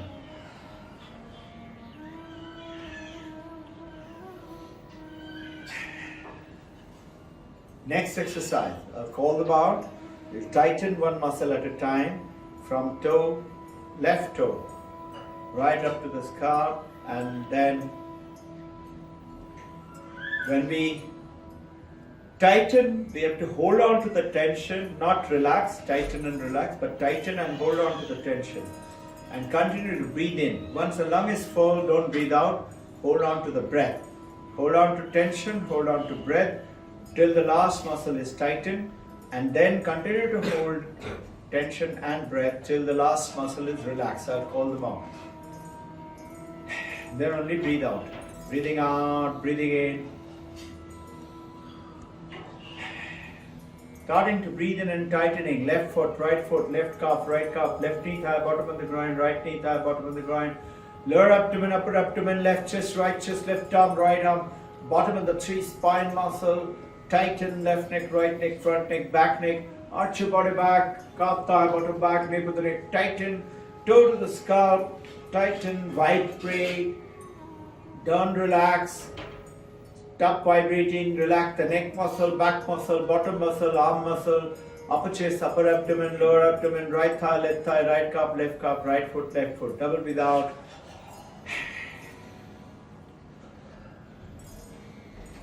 You would be hearing tremendous amount of Omkar, Dhvani, light all around. These are mystical experiences. Do not let it soul you as if we are great. It's a very simple, almost everybody would experience. These are the simple exercises which does allow. Repeat 2 times more this exercise at your own timing.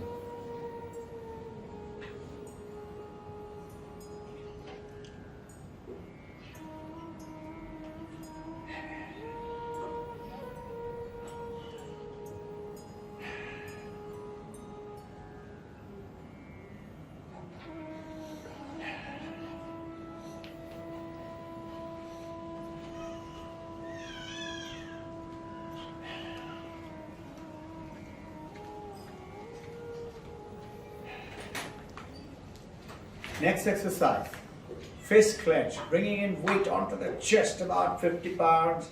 Double breathe out, push it down and behind, arch your body back, calf, thigh, bottom back, nape of the neck, tighten. Double breathe in, repeat 2 times more.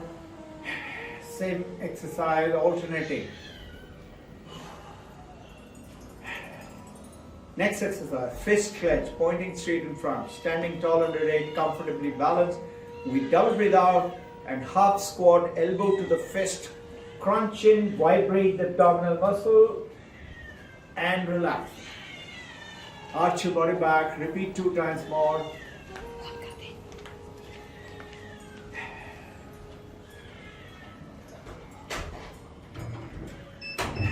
Arms extended outwards, palm facing upwards. Standing tall and erect against resistance. Bring about 20 pounds of pressure onto the shoulder with the fingertips and push out with the back of the fingertips, 20 pounds of pressure, and repeat 2 times more.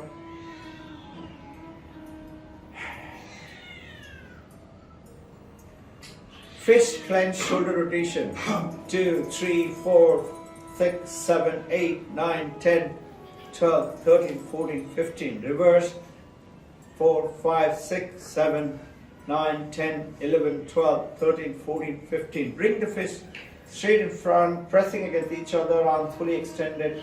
Pull imaginary weight onto the forehead, abdominal crunch in, about 20 pounds of pressure. Push forward, 20 pounds into the bowl and pull in, crunch in abdominal muscle. Push forward, relax abdominal muscle. Repeat 1 more time. Arms down, finger charging, vertically down, straight in front, up in the sky, turn on the toe, touch the sky with the fingertips, stretch in your spine, straight in front, to the side, straight in front, down, vertically down. Breathing out, breathing in. Be still, be silent.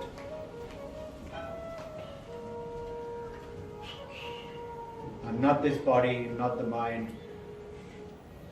I'm the consciousness, utilizing this mind and the body and the name and the form.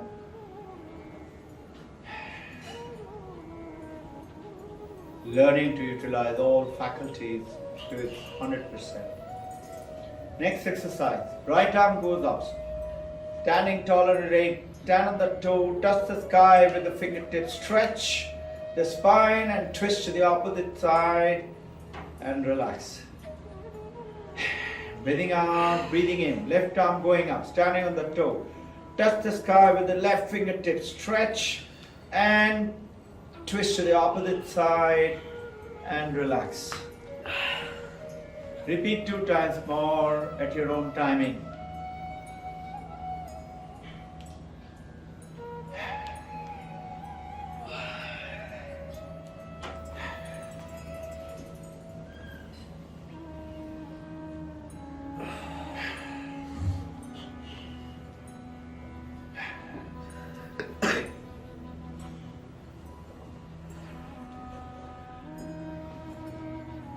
Hands stretch outside, standing tall and erect. Continue to go down to the side, lateral extension. Feel the stretch. 3 times. First and second. Extension lateral. Third time you may like to go down up to the ground and touch the knee with your head and touch the ground. It gives you very good flexibility on your spine and keeps you youthful, vigorous without back issues coming up. Stay there, stretch and come up to the right.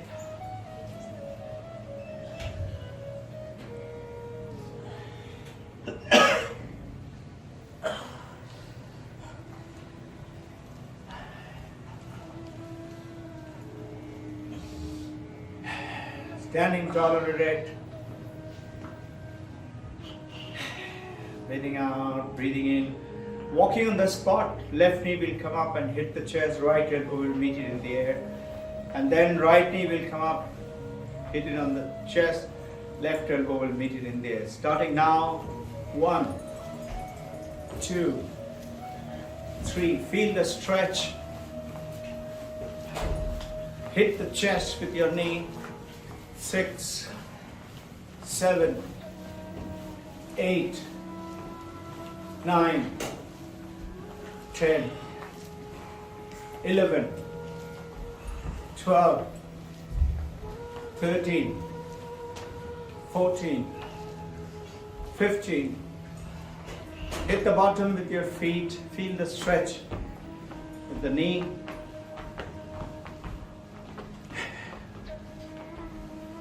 Standing or running.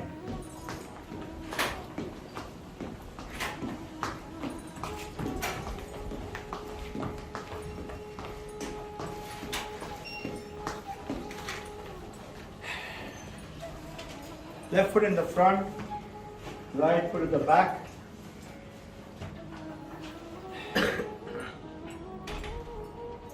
Shooting forward, right fist, bending the left knee, standing well balanced. Push forward a little more, shift the weight to the front foot, pull back like a bow and arrow, pulling Arjuna's Gandhi. Focus onto the tension, to the spine, and relax. Spine is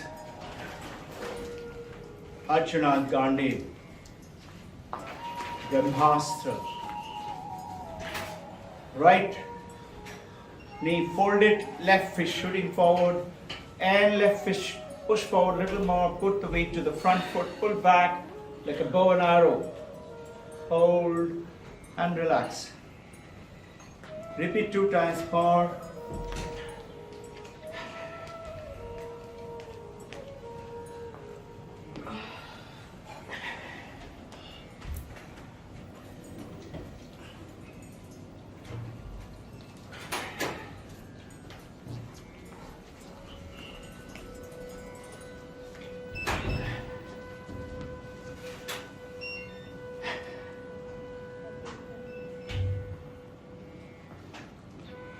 Right foot back, standing tall and erect. Be still, be silent.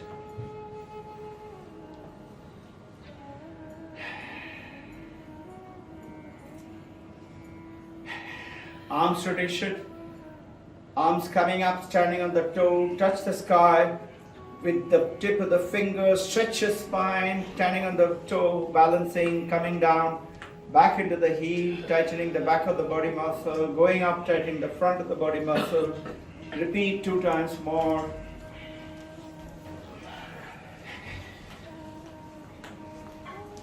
Reverse, tightening the back of the body muscle, standing on the toe, touch the sky, pause, stretch the spine, coming down, tightening the front of the body muscle. Repeat 2 times more.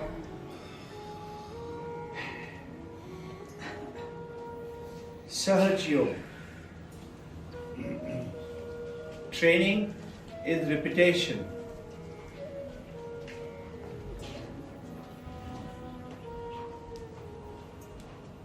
but it should be done with consciousness, not mechanically. Breath coming to normal, with the abdominal churn, chin will be close to chest, half squatting, palm inside of the thigh, and crunching the abdominal muscle with the double breath out. Not breathing in, breathing out when we are churning. Churning could be 6 times, 10 times, 15 times, but not more than 20 times. 24 times, not more than 24. Breathing in, breathing out, calming down. No hyperventilating when you're doing this. Body and mind should be calm. No looking up if you're doing it in front of a mirror to see. Number 3, no breathing in and breathing out, holding the breath out, Bahir Kumbhaka. Breathing in only when you straighten up, and then breathe in, breathe out till you become normal and start the second one. We'll do it 3 times, starting with now. My breath is normal, starting now.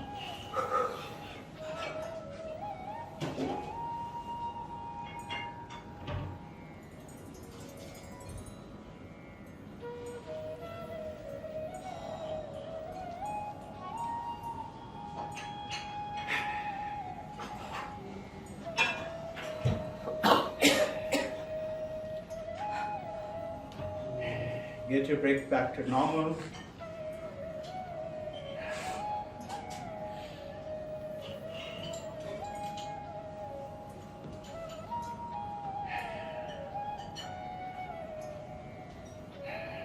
Repeat 2 times more at your own timing.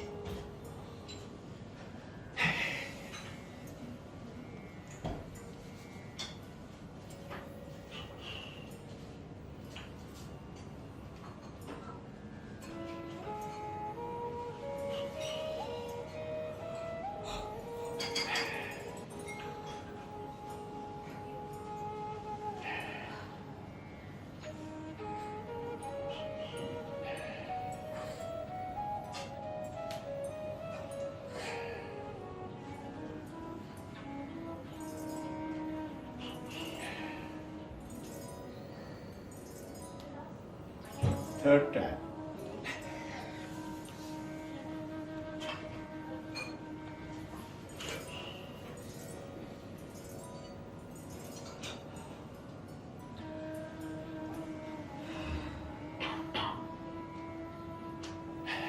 First exercises, double breathe out, double breathe in, arch your body back, calf, thigh, bottom back, navel to neck, tighten, double breathe out, repeat 2 times more.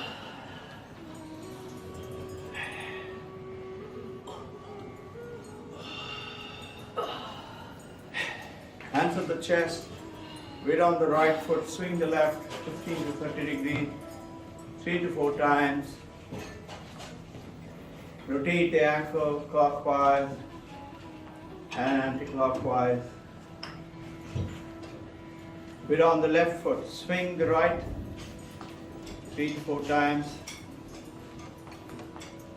Rotate the ankle clockwise and anti-clockwise. Weight on the right foot, swing the left from the hip like a ballerina without bending at the knee. And reverse.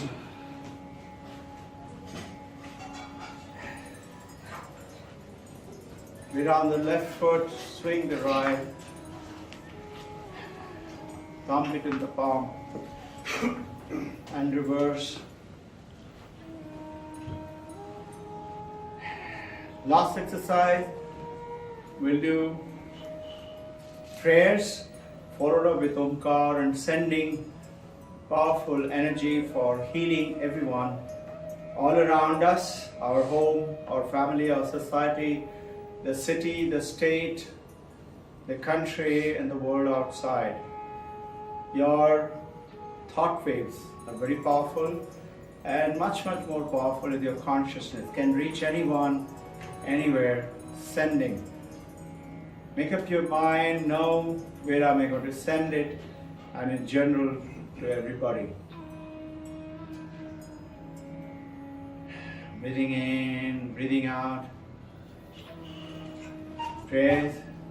We pray to Kalpa Yogi Mahavatar Babaji, the Deathless Master, for his continued love and guidance, to hold our hand and guide us across, so that we learn in everyday session, in every Sunday session, something to take back home and make it our own, from intellectual knowledge to spiritual awareness and being. We pray to Sri Lahiri Mahasaya, Sri Yukteswar Giri, Paramahansa Yogananda. We pray to Paramahansa. We pray to Swami Vivekananda, Holy Mother Sharada, Paramahansa Ramakrishna. We pray to Sri Krishna, Yogakshema, Vaham Vaham. Whatever we pray, whatever we have in our mind, Krishna will not only give it to us, will make sure nobody takes it away from us. Brahma, Vishnu, Maheshwara. We pray to the Divine Mother of the Universe to bless us with purity, with truth, so that we may find no fault with anyone. We may attain the calmness and see who we truly are. Rub your palm, feel the energy generating in the palm, send the consciousness.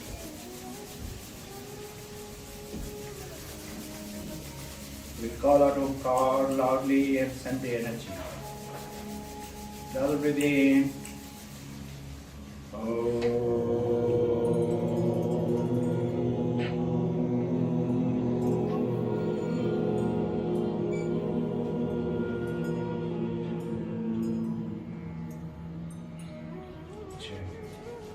Double breathe in.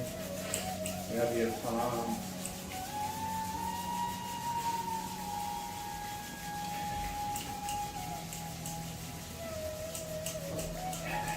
Double breathe in.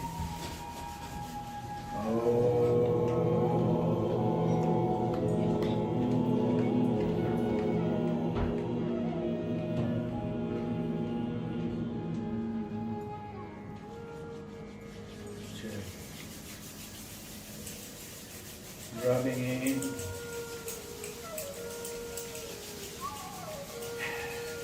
Double breathe in.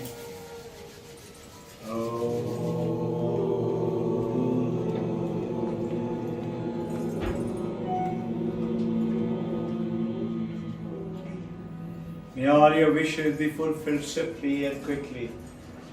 May all attain oneness with your true self in this life alone. May you bring peace and happiness and anand, the joy to everywhere where you are. Illumine yourself with the true you who is there within you, and spread the word of this awakening, this divinity, the wisdom and the knowledge in everyone, and manifest it in every walk of life. Sit there, massage the top and the bottom of the foot, sending energy to this leg which does so much of powerful work for us. Pull it back to the chest and bring it forward. Lean forward, touch the left toe.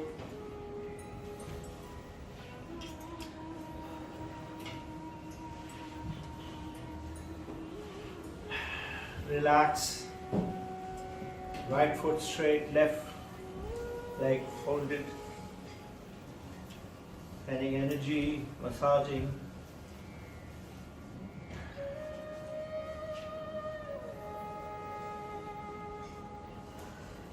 Energy, healing.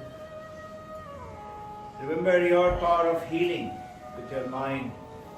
Just simple wish.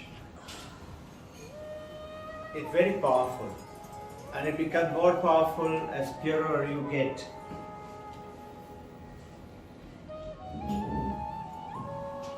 Sometimes it may have happened to you. You may have thought of something, and suddenly you find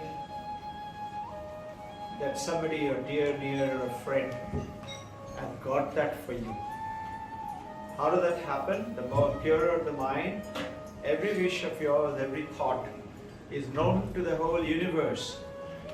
And if you establish truth within, that you do not tell one lie even in a joke, after 12 years as per Vedanta, God Himself, the Divine Mother, Krishna, Brahma, Vishnu, Maheshwara, Allah, whichever faith you have, will come and make it happen for you, because you do not speak lies. So your words become the power, guiding force. The second thing, whatever we are talking about, answer to what many of you had, the question of how do we control anger or depressions or feeling of loneliness. It is not finding fault with anyone. Being aware, not finding fault with anyone, pointing it out to them. Not finding any fault with your own self too, because your true self is absolutely unblemished and eternally powerful. What does make the mistake is the mind. And you can't say like the old monk said, oh, that is not me, that is my mind. Technically true statement, but that mind and the body has to be constituent with the purity of the soul, and then we are one. You will find that in the tiny babies. Breathe in, breathe out, eyes are closed. Focus your mind onto the point, onto the breath.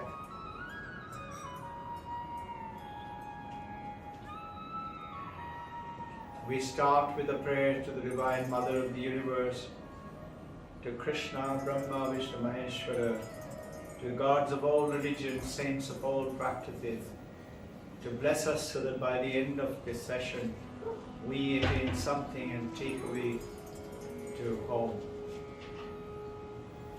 Home is where we truly are, which is within us. The first exercise is 20-20-20. Breathe in, whatever count, 6 or 10 or 15, not more than 20. That's why it's called 20-20-20.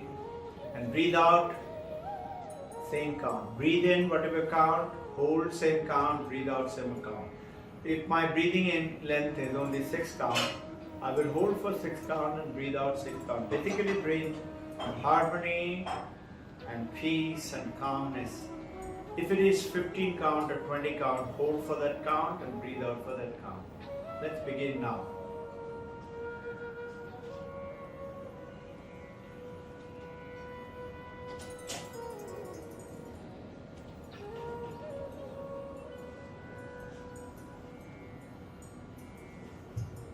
Breathing in, holding, breathing out is 1 count, do it for 6 counts.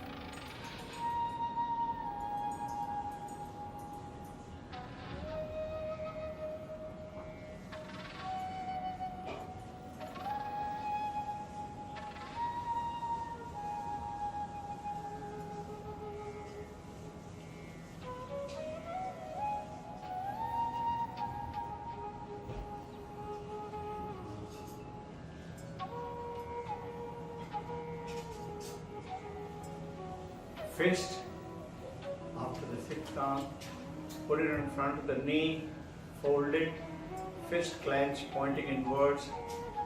We double breathe out and double breathe in 6 times. Tighten the whole body and vibrate. Breathing out, breathing in again. Vibrating, double breathe out. They're just 2 to 3 seconds.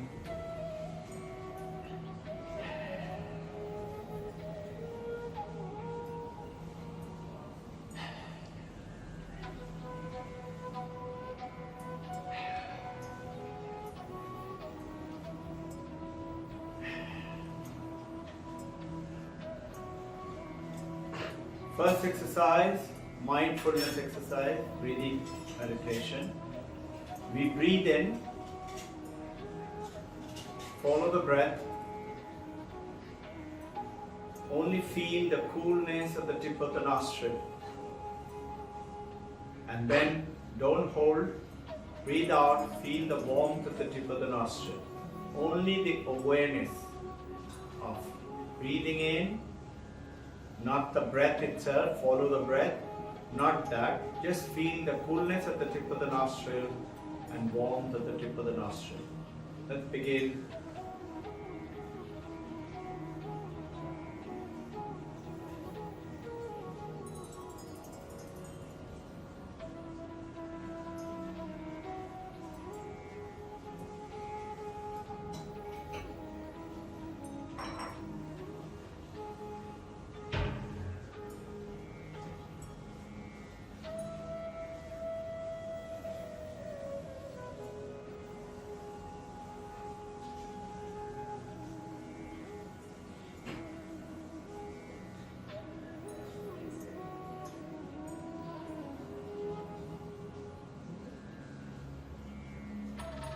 Enhancement of consciousness, which is awareness, is through meditation, called mindfulness meditation.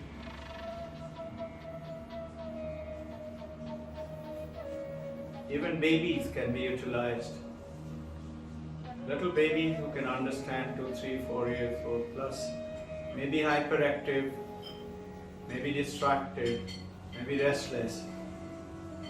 Mother, father can tell mindfulness, that one word itself will make the child be still, sit down, follow the breath.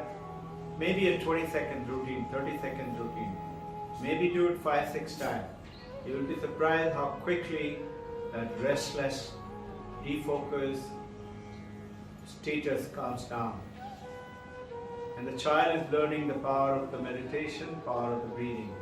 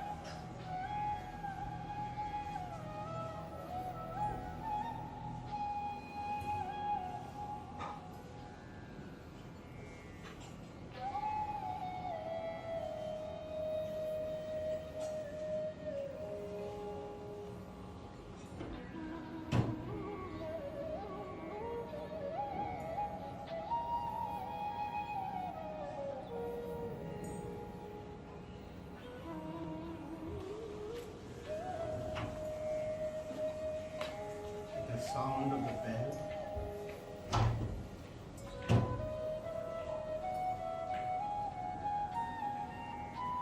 will shift to Hamsa meditation, in which we will follow the breath going in up the spine, initially 4 to 5 breaths through the nostril. But instead of being aware of the tip of the nostril, now we follow the breath. Watch the breath. There are anchoring. Watching the breath is one anchor. Anchoring what? The mind to the breath, calming down. That vritti, turbulence in the mind, becomes calmer. Watch the breath going in up the nostril and coming out of the nostril. 4 to 5 breaths later, the breath is going up the spine from the tailbone right up to medulla oblongata, then through the skull to the Arca chakra, and not holding, breathing out, reverse, same process.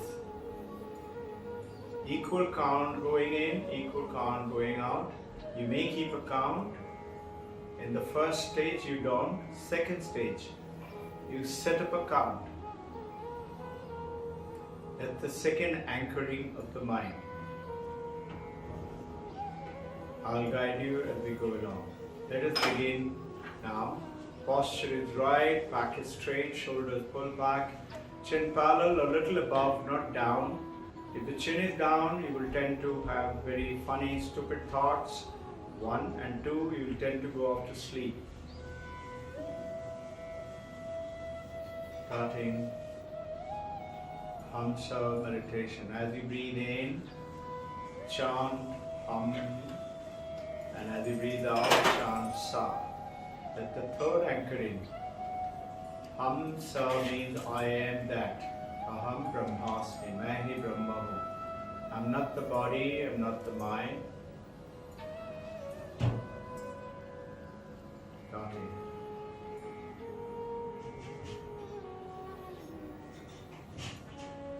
Up the nostril, down the nostril.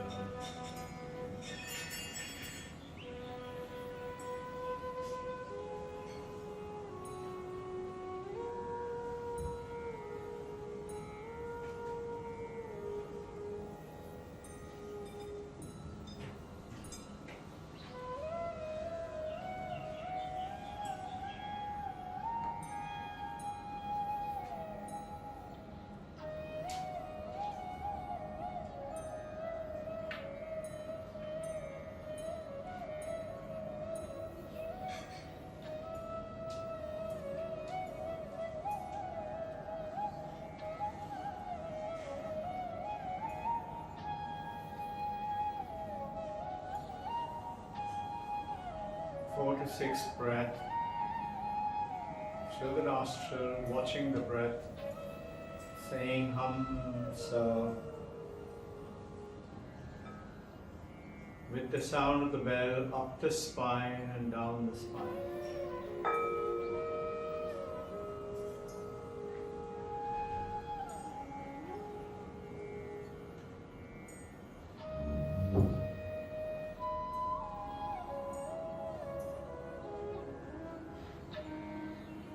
Just watch the breath like a divine light going up the spine, coming down the spine. Watching the breath purifying all the negative traits and tendencies in the mind, bringing in purity, love for God, oneness, bringing in consciousness, Chaitana, awareness, bringing in truth, purity, breathing in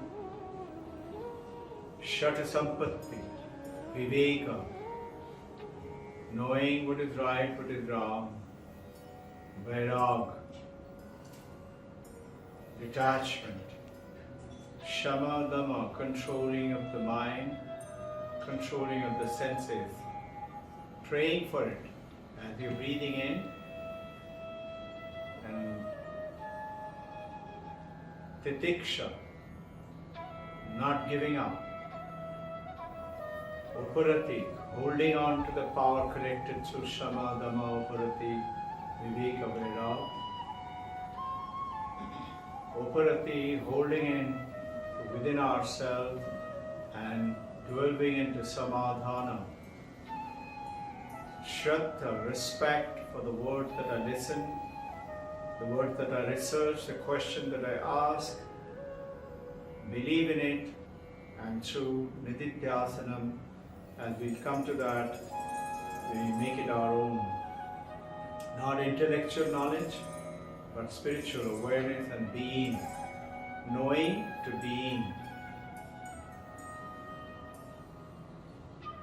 As we breathe out, anger, jealousy, greed, small-mindedness, pettiness, finding fault with people, telling lies, tendency to think wrong, breathe in all the powerful truth and purity, kindness and love, seeing divinity, God, in the people, my wife, my husband, my children, my people, my colleagues, my staff,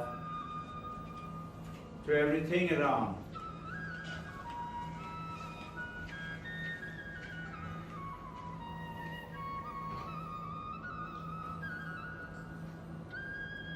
Up the spine, down the spine, watching the breath.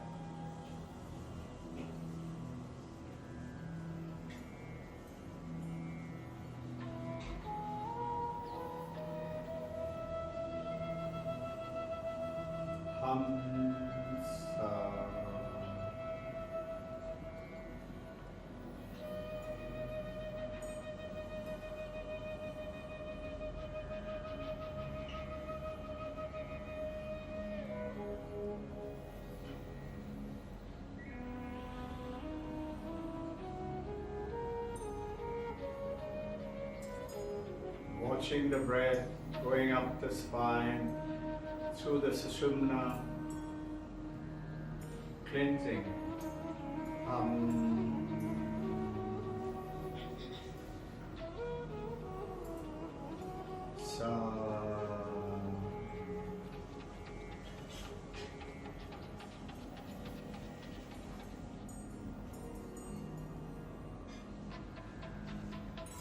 May the Divine Mother, God and Gurus of all religion and practices, Krishna, Brahma, Vishnu, Maheshwara, Babaji, our Gurudevas, be with us, guide us.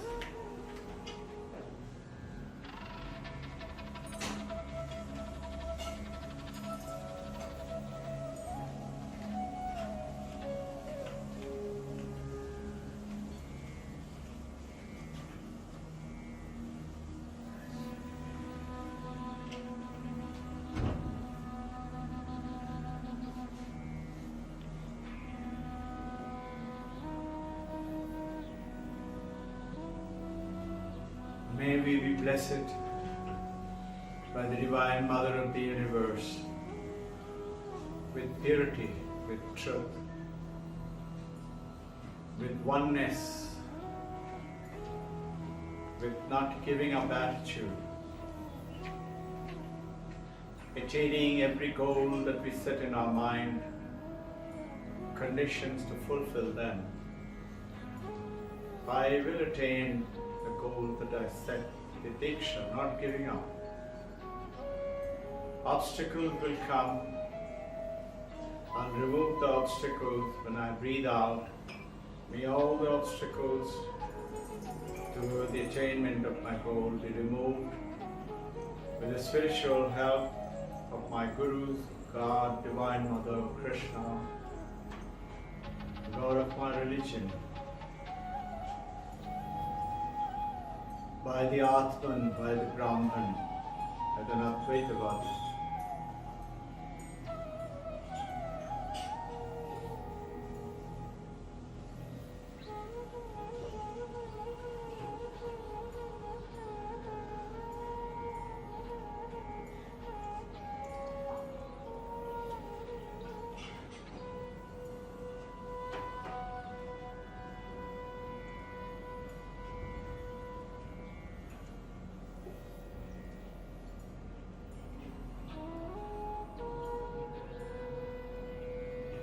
Oh Mother, teach me, guide me, hold my hand, to learn to remove the obstacles with a cheerful mind. May all my desires, what I pray for other people, and my own, may come true for the welfare of the mankind.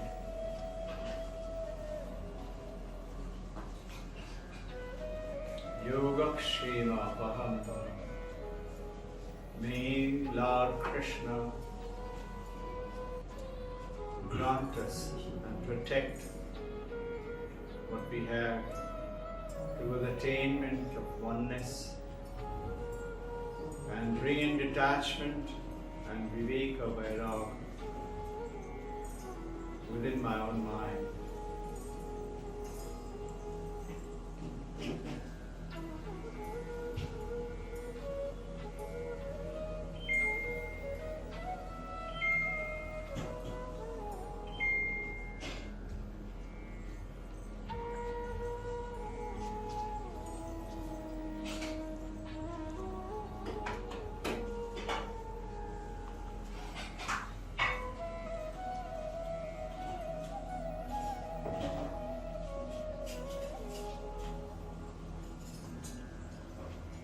Be still.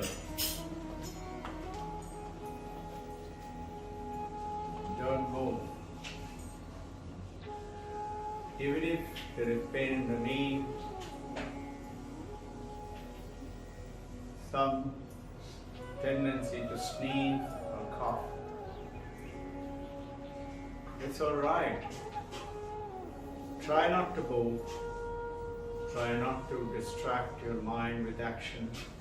But in case you have to, instead of tolerating pain and discomfort, go ahead and straighten your leg and put it back again within 2-3 seconds, and soon you will find it will not happen.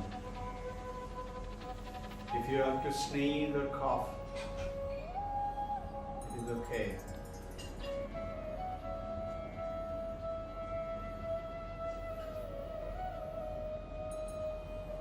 Tremendous power of the universe, which is I am the pot, that infinite ocean of existence. I realize it has created my mind, my body, my family, my earth, my samsara.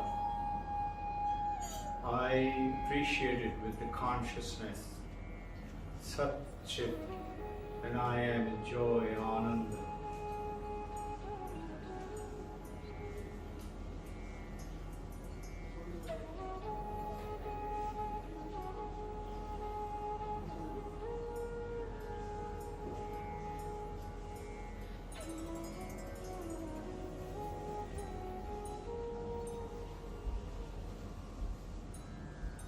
About, depending on the time available, about 10 minutes at home. Today we've done about 5-6 minutes.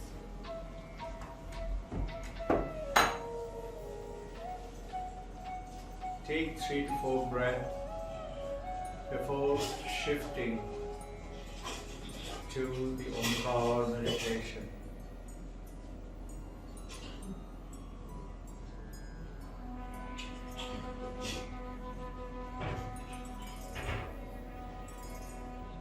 Enjoy the calmness, the blessings of our Gurus and Divine Mother.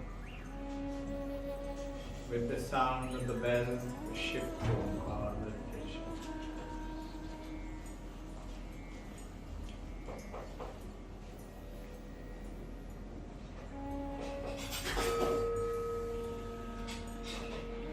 Tragi, the projection of the ear. Thumbs pressing it so that we don't hear anything from outside. Little finger at the corner of the eye, 3 fingers on the top. And now we listen. Earlier we used to watch the breath. Now you listen to the Omkar Dhvani which is within.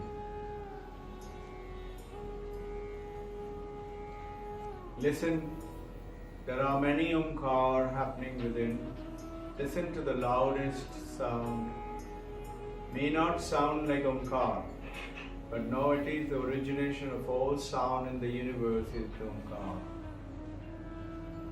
as per Upanishad.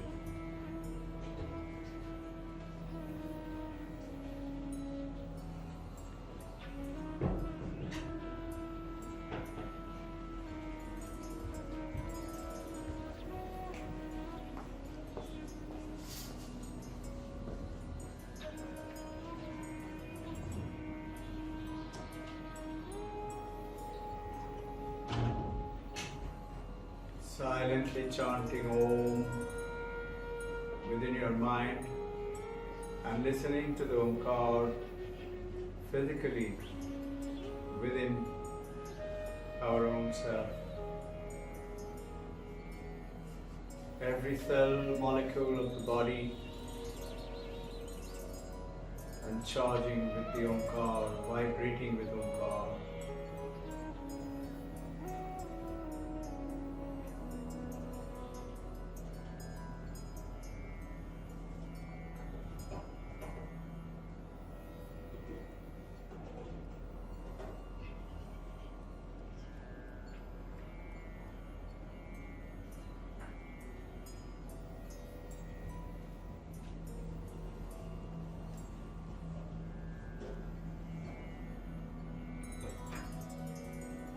Going beyond the mind to the consciousness, beyond the body.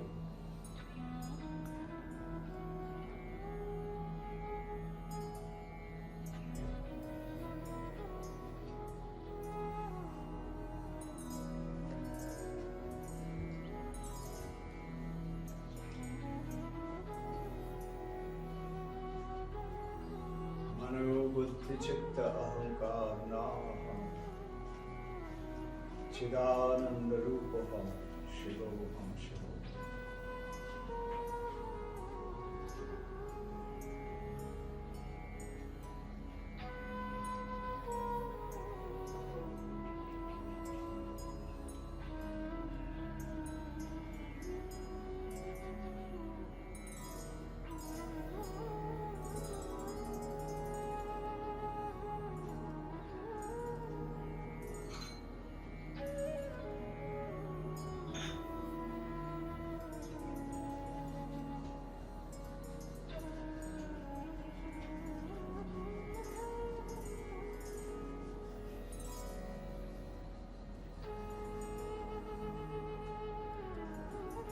Infinite Omkar, Pranavadhvani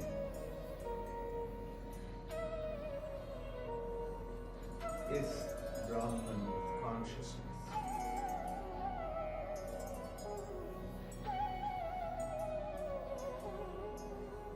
Mandakya Upanishad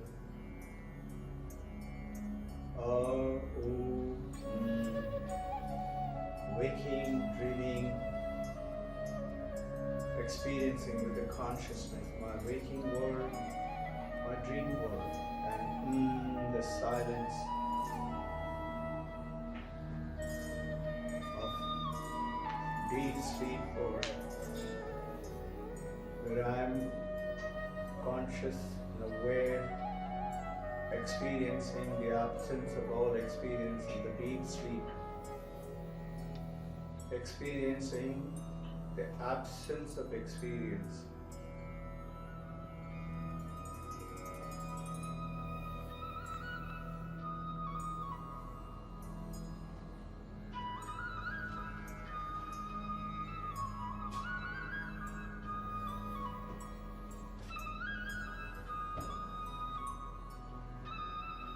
As you listen to the loud Omkar, the loudest one, you will hear faint Omkar, the mold like the Omkar, eternal Pranavadhvani is emerging from within, bringing in blessings, charging.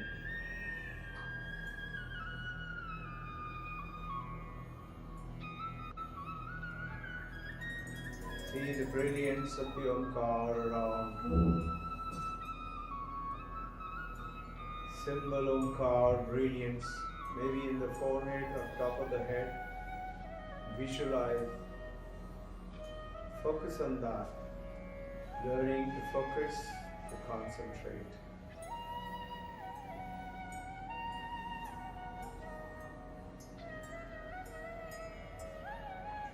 See brilliance applied all around.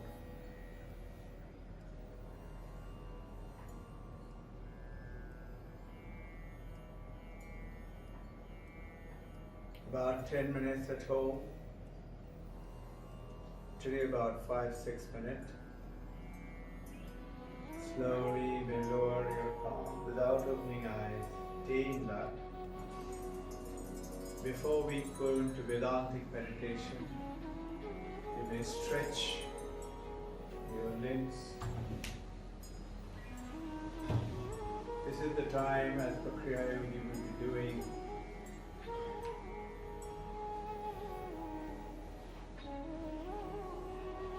a special mantra.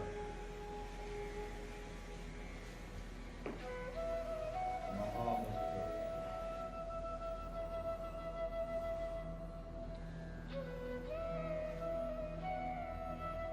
Adjust your seat.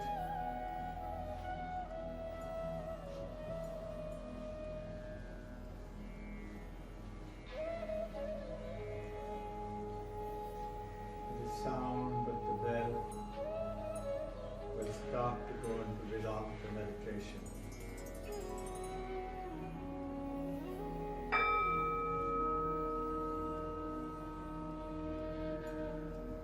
Breathing in, feeling coolness at the tip of the nostril. Breathing out, feeling the warmth at the tip of the nostril. Breathing in the brilliance of the light called the Chaitanya consciousness.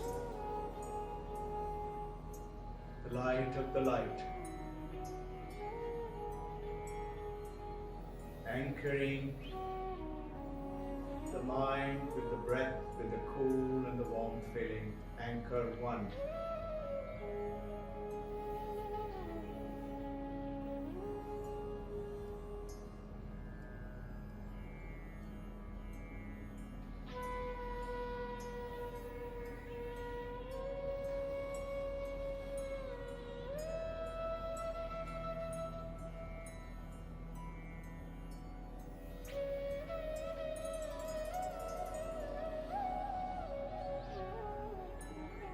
Anchor two with the prayer, Divine Mother of the Universe, Krishna, Brahma, Vishnu, Maheshwara, God of our religion, Mahaavatar Babaji, our beloved Gurudevas, giving us a wonderful journey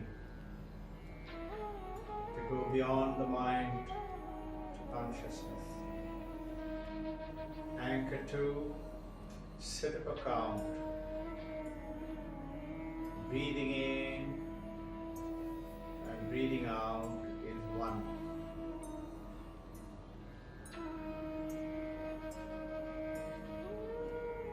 Breathing in and breathing out is two.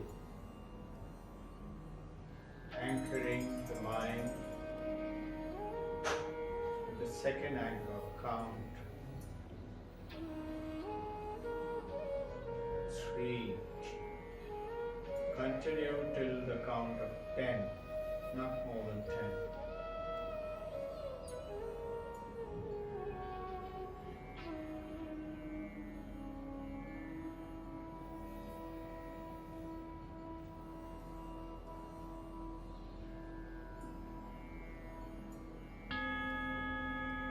See the brilliance of light.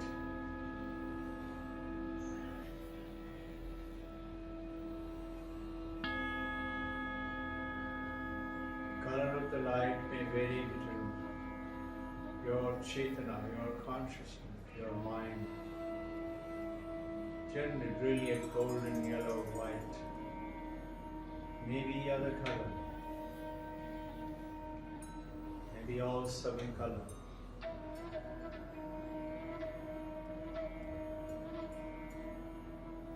Breathing in, breathing out. In case you've forgotten which count was I in, was it 7 or was it 8? Vedanta tells us to start all over again. Not continue with the wrong count.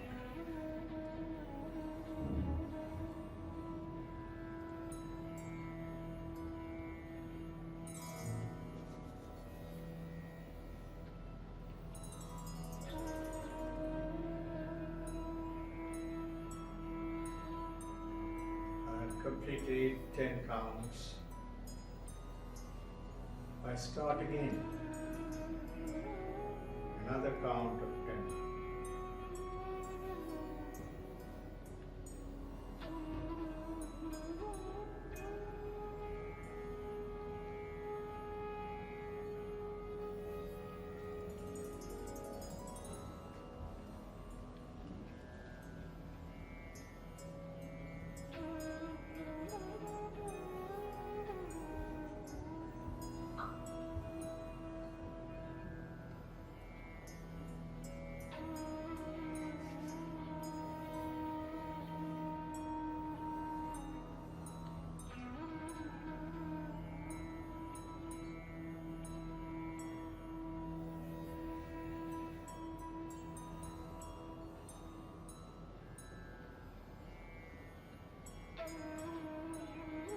Those of you who have academic goal, set it. See that brilliant 56 in the forehead. Set that financial goal of earning the number, relationship goal. Set the goal of spiritual truth, purity, oneness, and not separatedness. Build the spiritual goal of Chaitanya consciousness, going beyond mind to my Chaitanya consciousness, which is I.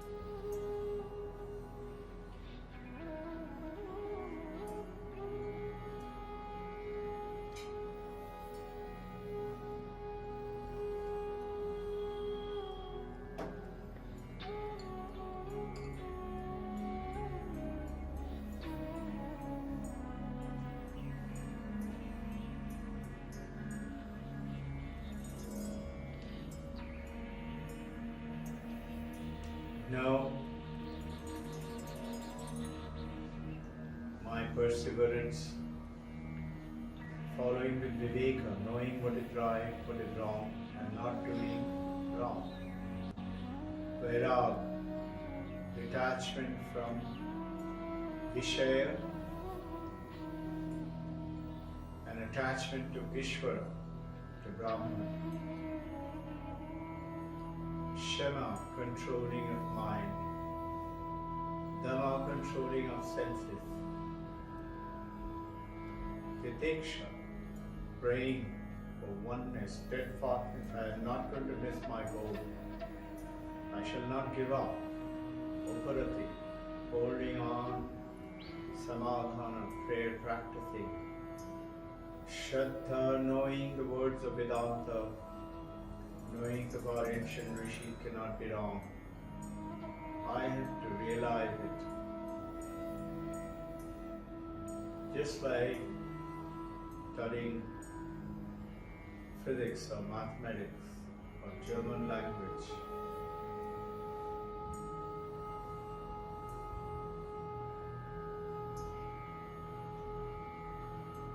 Mumukshata, mumukshata, mumukshata, not giving up. Intense desire for liberation, oneness with Brahman, which is I. I operate through the mind and the body with the name, form and function, but I am not my name, my mind, my function.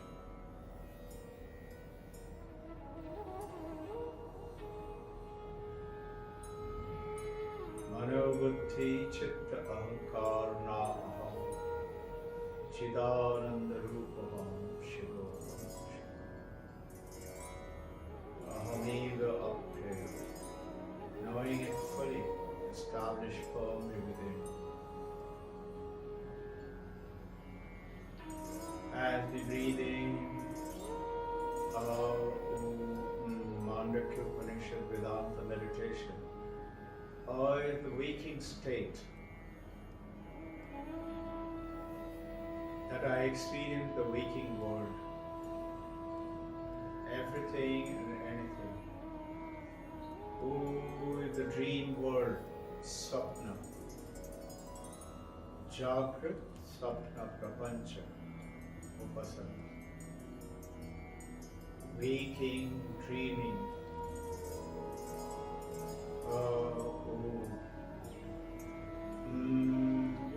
is experiencing the absence of experience and deep sleep.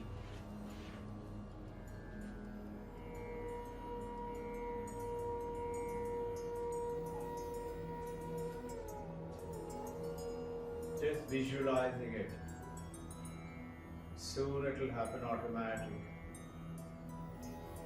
Because this is who we are. We have forgotten our true existence.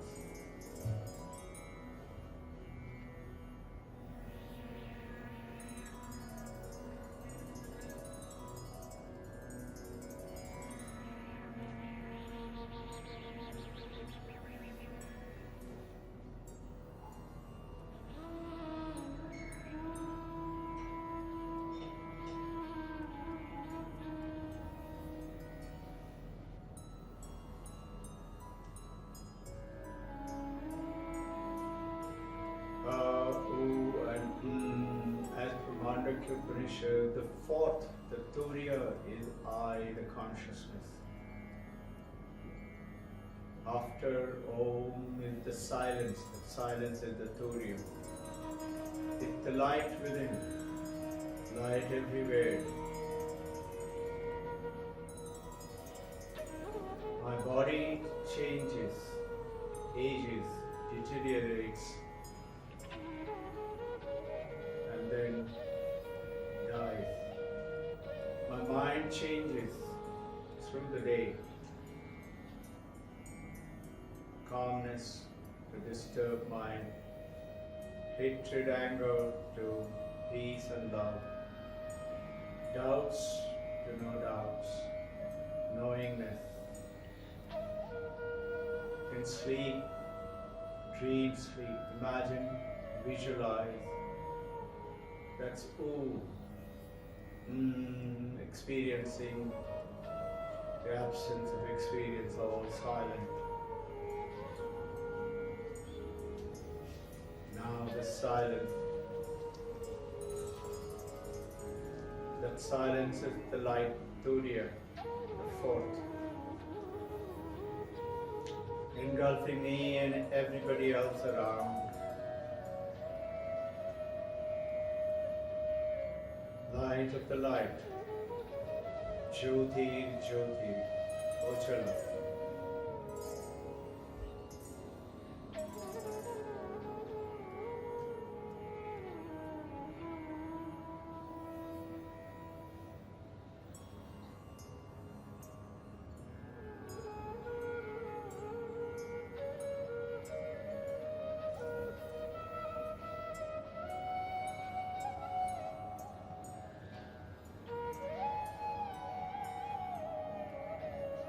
Tvameva bhrantam anubhavati sarpam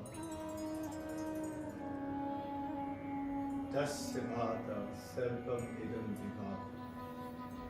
Tvameva bhrantam, when you shine, anubhavati sarpam, you see everybody shining with that light. Oneness. As you shine, tasya bhata Sarvam idam vibhati, everybody shines. You make your dreams perfection, bring into the world with this Vedanta meditation. Plant the seed on that light all around, top of the head, surrounding you. Brilliance.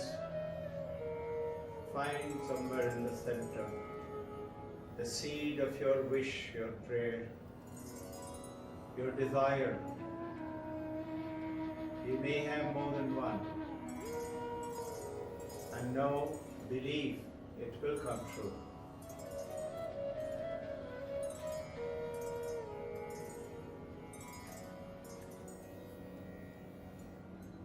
It may be attainment of material, non-material, spiritual, a perfect relationship, success for partners, children, success for business, success for family members, success for everybody around, including those who are right now taking the journey, especially those. We are divinely blessed to practice Vedantic meditation.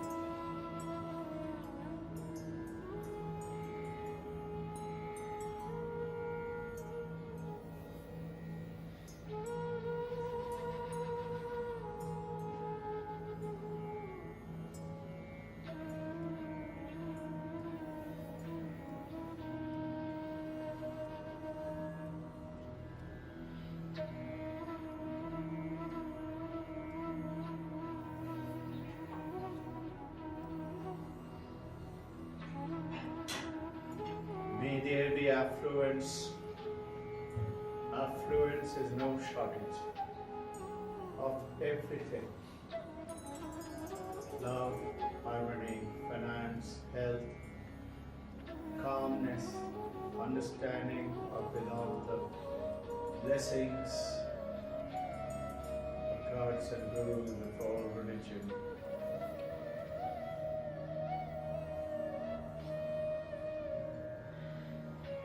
Tasya bhata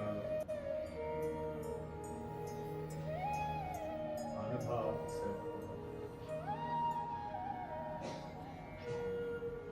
yameva bhantim anubhavat tasya bhata sarvam idam vibhava.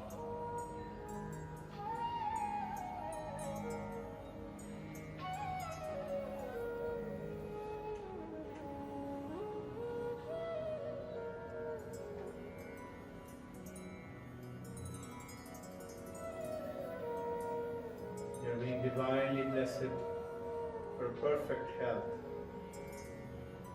of mind, of body, getting connected to the consciousness. See the brilliant Omkar, plant your seed, focus. Know it will happen. Believe in it.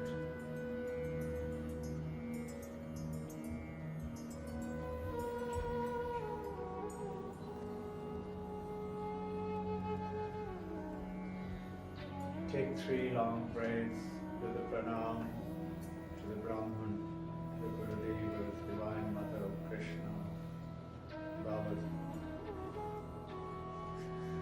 Grab your palm. Don't be in a hurry to come out. Put it on your toes. You may move your limbs slowly at your own time and speed. Especially keep the eyes closed for as long as you can. It's like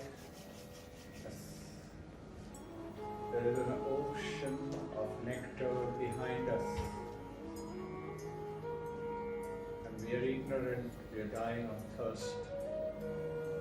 It's all within us, behind us. All we have to do is turn our awareness around and sip the nectar. In the words of Swami Vivekananda, he says, the purpose and the journey of my entire life can be summated into 2 single words. Awaken in mankind. The message of the divinity within everyone. This divinity within us. That's his life's message, to awaken that awareness into everyone. And the second is manifested in every walk of life. And wish to open your eyes, open at your